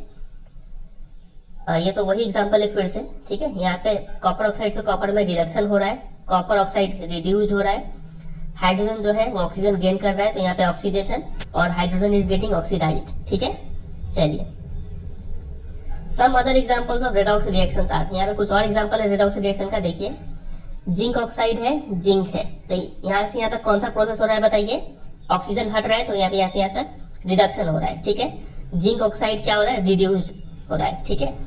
कार्बन का अगर बात करें तो कार्बन में ऑक्सीजन जुड़ रहा है तो यहाँ पे कार्बन इज गेटिंग ऑक्सीडाइज्ड। तो अभी तक तो हमने समझा है कि जब ऑक्सीजन जुड़ता है तो वहां पे ऑक्सीडेशन होता है, ऑक्सीजन हटता है तो वहां पे रिडक्शन होता है। अब एक बात आप और नोट कीजिएगा हाइड्रोजन से रिलेटेड, अगर ऑक्सीजन गेन हो या फिर हाइड्रोजन लूज हो, ऑक्सीजन जुड़े या फिर हाइड्रोजन हटे, तो दोनों ही केस में हम लोग बोलते हैं यहाँ पे ऑक्सीडेशन हो रहा है, ठीक है। और अगर ऑक्सीजन हट रहा हो और हाइड्रोजन ऐड हो रहा हो ठीक है, किसी भी रिएक्टेंट में, तो यहाँ पे क्या हो रहा होगा, रिडक्शन हो रहा होगा। ठीक है, ये दोनों बात आप याद रखेंगे। चलिए, तो यहाँ पे हम क्या देख रहे हैं, MnO2 था, ये बन गया MnCl2, ऑक्सीजन हट रहा है यहाँ से यहाँ पे, तो ये तो पक्का है रिडक्शन है, MnO2 इज गेटिंग रिड्यूस्ड। दूसरा आप यहाँ पे देखें HCl था और यहाँ पे Cl2, यहाँ से यहाँ पे हाइड्रोजन हटा है, और हाइड्रोजन हटने को क्या बोलते हैं, ऑक्सीडेशन बोलते हैं। ठीक है, तो HCl इज गेटिंग ऑक्सीडाइज्ड। समझे ये लैंग्वेज। चलिए, तो इसी को यहाँ पे लिखा हुआ है, carbon is getting oxidised to carbon monoxide, ये पहले का लिख दिया। ZnO से O हट गया Zn, तो ये रिड्यूस्ड हुआ है। HCl जो है वो H हट रहा है, Cl2 बन रहा है, तो यहाँ पे ऑक्सीडाइज्ड हो रहा है, और MnO2 MnCl2 हो रहा है, ऑक्सीजन हट रहा है, तो ये रिड्यूस हो रहा है। समझे। तो from the above examples we can say that if a substance gains oxygen या फिर loses hydrogen during a reaction, तो वो ऑक्सीडाइज हो रहा होगा। ठीक है, ऑक्सीजन गेन करे या फिर हाइड्रोजन लूज करे, दोनों ही केस में ऑक्सीडेशन होता है। और इसका ठीक उल्टा, अगर सब्सटेंस लूज कर रहा है ऑक्सीजन को या फिर हाइड्रोजन गेन कर रहा है, तो उस केस में वो रिड्यूस हो रहा होता है। समझ लें, इजी कॉन्सेप्ट है। चलिए, अब यहाँ पे एक बात और आप समझेंगे, वो बात ये है, तो यहाँ पे इस रिएक्शन पे हमने देखा था कि ZnO जिंक में रिड्यूस्ड हो रहा है। ठीक है, ऑक्सीजन हट रहा है तो ये रिड्यूस हो रहा है। तो यहाँ पे इसको रिड्यूस कर कौन रहा है, तो जो सब्सटेंस इसको रिड्यूस करता है ना, इसको लोग बोलते हैं रिड्यूसिंग एजेंट। तो यहाँ पे ये कार्बन इसको रिड्यूस कर रहा है, तो यहाँ पे इस कार्बन को क्या बोलेंगे, रिड्यूसिंग एजेंट है ये। समझ रहे। तो यहाँ पे कार्बन खुद भी तो क्या हो रहा है, ऑक्सीडाइज हो रहा है। तो इसका मतलब जो सब्सटेंस ऑक्सीडाइज हो रहा होता है वही क्या होता है, रिड्यूसिंग एजेंट होता है। वेरी वेरी वेरी इंपॉर्टेंट ये लाइन है, इससे आपका काफी सारा प्रॉब्लम सॉल्व होगा। ठीक है, यहाँ पे आप देखेंगे कार्बन जो है वो कार्बन मोनोऑक्साइड में ऑक्सीडाइज हो रहा है, लेकिन ये कार्बन को ऑक्सीडाइज कर कौन रहा है, कार्बन को ऑक्सीजन दे कौन रहा है, जिंक ऑक्साइड दे रहा है। तो यहाँ पे ZnO को हम लोग बोलेंगे ऑक्सीडाइजिंग एजेंट। समझ रहे बात की गहराई को। तो जो सब्सटेंस रिड्यूस हो रहा था, ZnO तो रिड्यूस हुआ खुद, तो जो सब्सटेंस रिड्यूस हो रहा होता है वही ऑक्सीडाइजिंग एजेंट होता है। समझे कि नहीं समझे इस बात को। चलिए, अब इतना ही बात पे हम एक क्वेश्चन आपको दे दें, 2 क्वेश्चन करेंगे, इससे आपका काफी चीज यहाँ पे क्लियर हो जाएगा। चलिए देखते हैं। तो यहाँ पे आप 4 क्वेश्चन देख पा रहे हैं, लिखा हुआ है कि identify the reducing agent in the following reaction. आपको पता करना है कि कौन सा रिड्यूसिंग एजेंट है। हमने अभी समझा कि रिड्यूसिंग एजेंट वही होता है जो क्या हो रहा है, ऑक्सीडाइज हो रहा है। तो यहाँ पे देखें कौन ऑक्सीडाइज हो रहा है, वो हम निकाल लेंगे तो काम खत्म हो जाएगा। तो देखिए यहाँ पे NH3 है, यहाँ पे NO हो रहा है, हाइड्रोजन भी हट रहा है प्लस ऑक्सीजन भी जुड़ रहा है। तो यहाँ पे NH3 जो है ये ऑक्सीडाइज हो रहा है, इसका मतलब यही है यहाँ पे रिड्यूसिंग एजेंट। तो A का जो आंसर होगा वो हो जाएगा NH3। समझे कि नहीं समझे। चलिए आते हैं B पे। अब आते हैं क्वेश्चन नंबर B पे। यहाँ पे देखिए H2O है और यहाँ पे HF हो जा रहा है। तो यहाँ से यहाँ पे हम क्या बोलते हैं, ऑक्सीजन हट रहा है। ठीक है, ऑक्सीजन हट रहा है यानी ये चीज क्या हो रहा है, रिड्यूस हो रहा है। तो ये तो आंसर नहीं होगा, तो ये हो जाएगा F2। आप देखें F2 यहाँ से यहाँ पे क्या हो रहा है, ऑक्सीडाइज हो जाएगा, क्योंकि ऑक्सीजन ऐड हो रहा है। आप बोलेंगे हाइड्रोजन भी ऐड हो रहा है, तो चूंकि यहाँ पे ये वाला जो रिएक्शन था फर्स्ट वाला, ये चीज क्या हो रहा था, रिड्यूस हो रहा था, इसलिए ये चीज को क्या मानेंगे, ये ऑक्सीडाइज हो रहा है। तो F2 जो है यहाँ पे यही हो जाएगा रिड्यूसिंग एजेंट। तो F2 इसका आंसर होगा। समझ रहे। C देखिए आप, एक और ये देखेंगे तो आपका क्लियर हो जाएगा काफी चीज। देखिए C में लिखा है कि Fe2O3 और यहाँ पे है Fe। बताइए यहाँ से यहाँ ऑक्सीजन हट रहा है, तो ये सब्सटेंस क्या हो रहा है, रिड्यूस हो रहा है। तो ये तो आंसर हमारा नहीं होगा। कार्बन मोनोऑक्साइड है, यहाँ पे कार्बन डाइऑक्साइड हो रहा है, एक ऑक्सीजन और ऐड हो जा रहा है, तो ये चीज यहाँ पे ऑक्सीडाइज हो रहा है, तो यही हमारा रिड्यूसिंग एजेंट है। ठीक है, तो इसका आंसर हो जाएगा कार्बन मोनोऑक्साइड। और क्वेश्चन नंबर D कर लेते हैं। यहाँ पे देखिए H2 है और यहाँ पे H2O हो जा रहा है, ये चीज यहाँ से यहाँ पे क्या हो रहा है, ऑक्सीडाइज हो रहा है, तो यहाँ पे H2 ही है रिड्यूसिंग एजेंट। समझे कि नहीं समझे। चलिए एक और यहाँ से क्वेश्चन देखते हैं। यहाँ पे आपको आइडेंटिफाई करना है ऑक्सीडाइजिंग एजेंट। तो ऑक्सीडाइजिंग एजेंट वही होता है जो सब्सटेंस क्या हो रहा है, रिड्यूस हो रहा है। तो हम देखते हैं कौन सा रिड्यूस हो रहा है। यहाँ पे देखिए Pb3O4 है, यहाँ पे PbCl2 हो गया, ऑक्सीजन हट रहा है तो यही रिड्यूस हो रहा है, यानी हमारा आंसर यही है Pb3O4। तो एक आंसर हो गया लीड ऑक्साइड Pb3O4। चलिए B करते हैं। तो यहाँ पे हम देख रहे हैं कि ये Mg था और फाइनली MgO बन जा रहा है। इसको ऑक्सीडाइज कर रहा है, ऑक्सीजन कर रहा है। ठीक है, तो यहाँ पे ऑक्सीजन हो जाएगा ऑक्सीडाइजिंग एजेंट। चलिए क्वेश्चन नंबर C देखते हैं। Copper sulphate zinc copper. तो यहाँ पे देखिए कॉपर सल्फेट में ऑक्सीजन था, यहाँ पे ऑक्सीजन नहीं है, तो ये सब्सटेंस क्या हो रहा है, रिड्यूस हो रहा है, यानी यही है हमारा ऑक्सीडाइजिंग एजेंट CuSO4।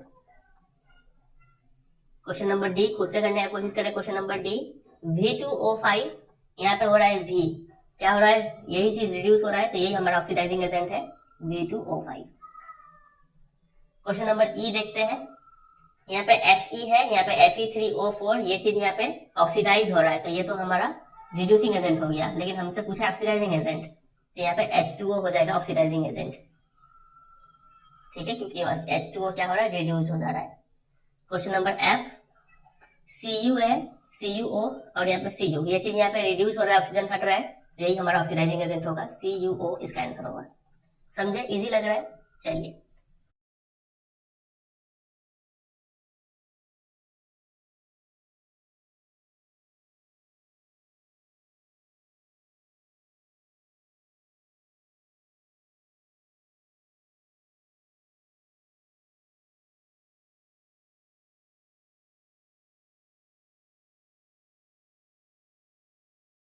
अब इसी के साथ हम आ जाते हैं इस चैप्टर के आखिरी टॉपिक पे, जो कि है effects of oxidation reaction in everyday life. Oxidation reaction का क्या क्या इफेक्ट पड़ता है, तो यहाँ पे दो इफेक्ट दिए गए हैं। सबसे पहला है कोरोशन और दूसरा है रैंसिडिटी।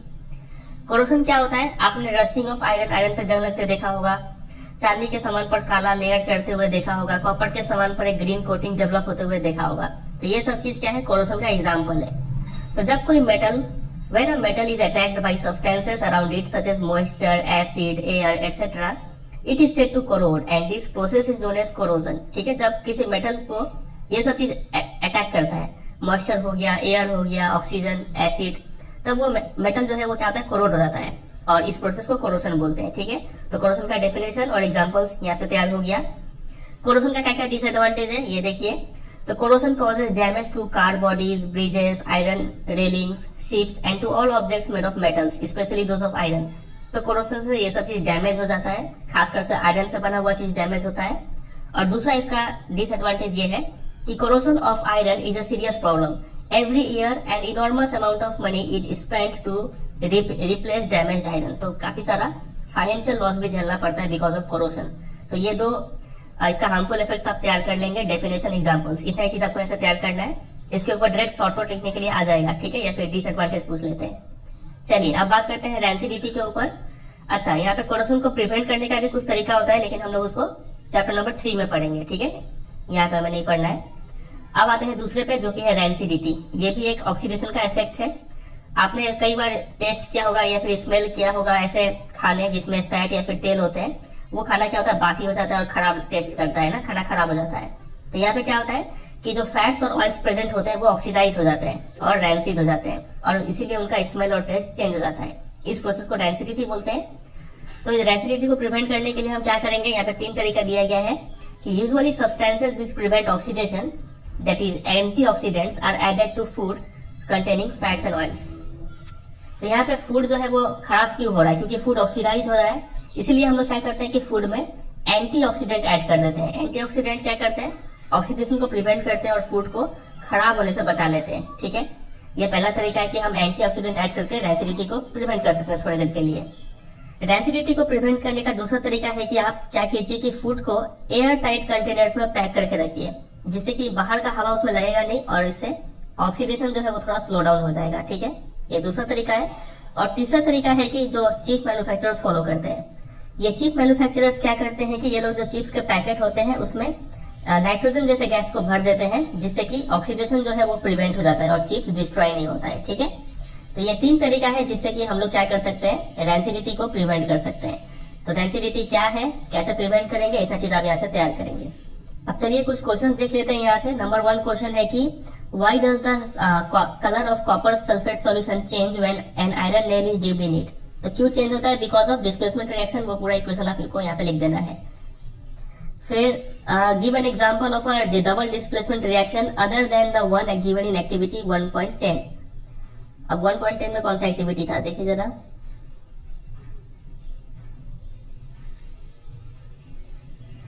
अच्छा, इसके अलावा कोई और displacement reaction, double displacement reaction का आपको एग्जांपल देना है, तो आप दे सकते हैं। आप ये पिक्चर में देख लीजिए, आप ये लिख देंगे, ठीक है, डबल डिस्प्लेसमेंट का एग्जांपल। चलिए, यहाँ पे पूछा गया है कि identify the substance that are oxidised and the substances that are reduced in the following reaction. बताइए कौन सा ऑक्सीडाइज हो रहा है, कौन सा रिड्यूस हो रहा है। Na है, Na2 ऑक्सीजन ऐड हो रहा है तो ये ऑक्सीडाइज हो रहा है, ऑक्सीजन रिड्यूस हो रहा है, ठीक है। चलिए फिर यहाँ पे देखिए CuO है, यहाँ पे Cu क्या हो रहा है, कॉपर ऑक्साइड रिड्यूस्ड हो रहा है। H2 था, H2O हो गया, ऑक्सीजन ऐड हुआ, यहाँ पे ये ऑक्सीडाइज हो रहा है, ठीक है। चलिए तो इसी के साथ ये चैप्टर एंड हो जाता है। यहाँ पे एक चीज आप नोट कीजिएगा कि oxidation is the gain of oxygen या फिर loss of hydrogen, reduction is the loss of oxygen और गेन ऑफ हाइड्रोजन, ठीक है। बाकी ये भी आप पढ़ सकते हैं, पूरा चैप्टर का समरी दिया गया है। कुछ क्वेश्चन देख लेते हैं। Which of the following statement about the reaction below are incorrect, कौन सा गलत स्टेटमेंट है। ये रिएक्शन है तो लीड इज गेटिंग रिड्यूस्ड, तो लीड क्या रिड्यूस हो रहा है, यहाँ पे लीड ऑक्साइड है तो यहाँ पे लीड लिखा है सिर्फ, तो ये तो पहले ही गलत हो गया। ऑप्शन नंबर बी देखिए, carbon dioxide is getting oxidised, carbon dioxide product में है, यहाँ पे कार्बन लिखना चाहिए था, ये भी गलत हो गया, ठीक है। कार्बन इज गेटिंग ऑक्सीडाइज्ड, हाँ तो यहाँ पे देखिए कार्बन है, यहाँ पे कार्बन डाइऑक्साइड ऑक्सीजन ऐड हो रहा है, तो ये राइट है।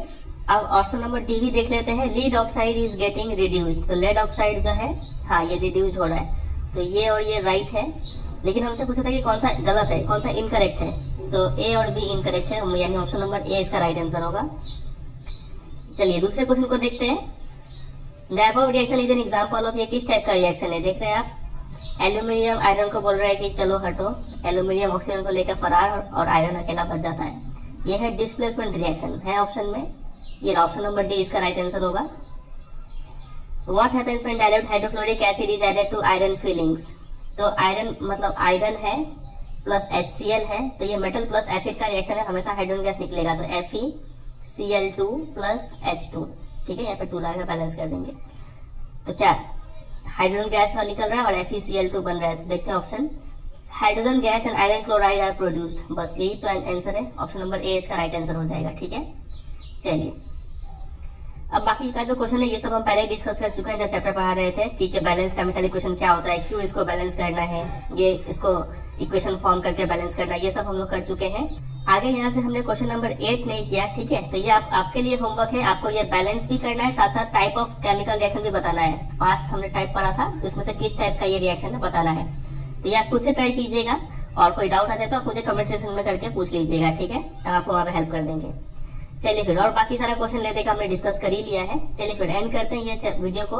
उम्मीद करते हैं आपको पूरा चैप्टर अच्छे से समझ में आ गया होगा। वीडियो अच्छा लगा तो आपको पता है क्या करना है, वीडियो को एक लाइक कर दीजिएगा, दोस्तों के साथ शेयर कीजिएगा, और अगर आप इस चैनल पर नए हैं तो जरूर सब्सक्राइब कर लीजिए, ठीक है। और आप कई सेक्शन में विजिट कीजिए, आपको और भी कई सारे सब्जेक्ट्स के वहाँ पे वीडियो देखने को मिलेंगे, आपको वहाँ से जरूर हेल्प मिलेगा। चलिए फिर एंड करते हैं, मिलते हैं बहुत जल्द किसी और चैप्टर के साथ, तब तक के लिए goodbye and take care.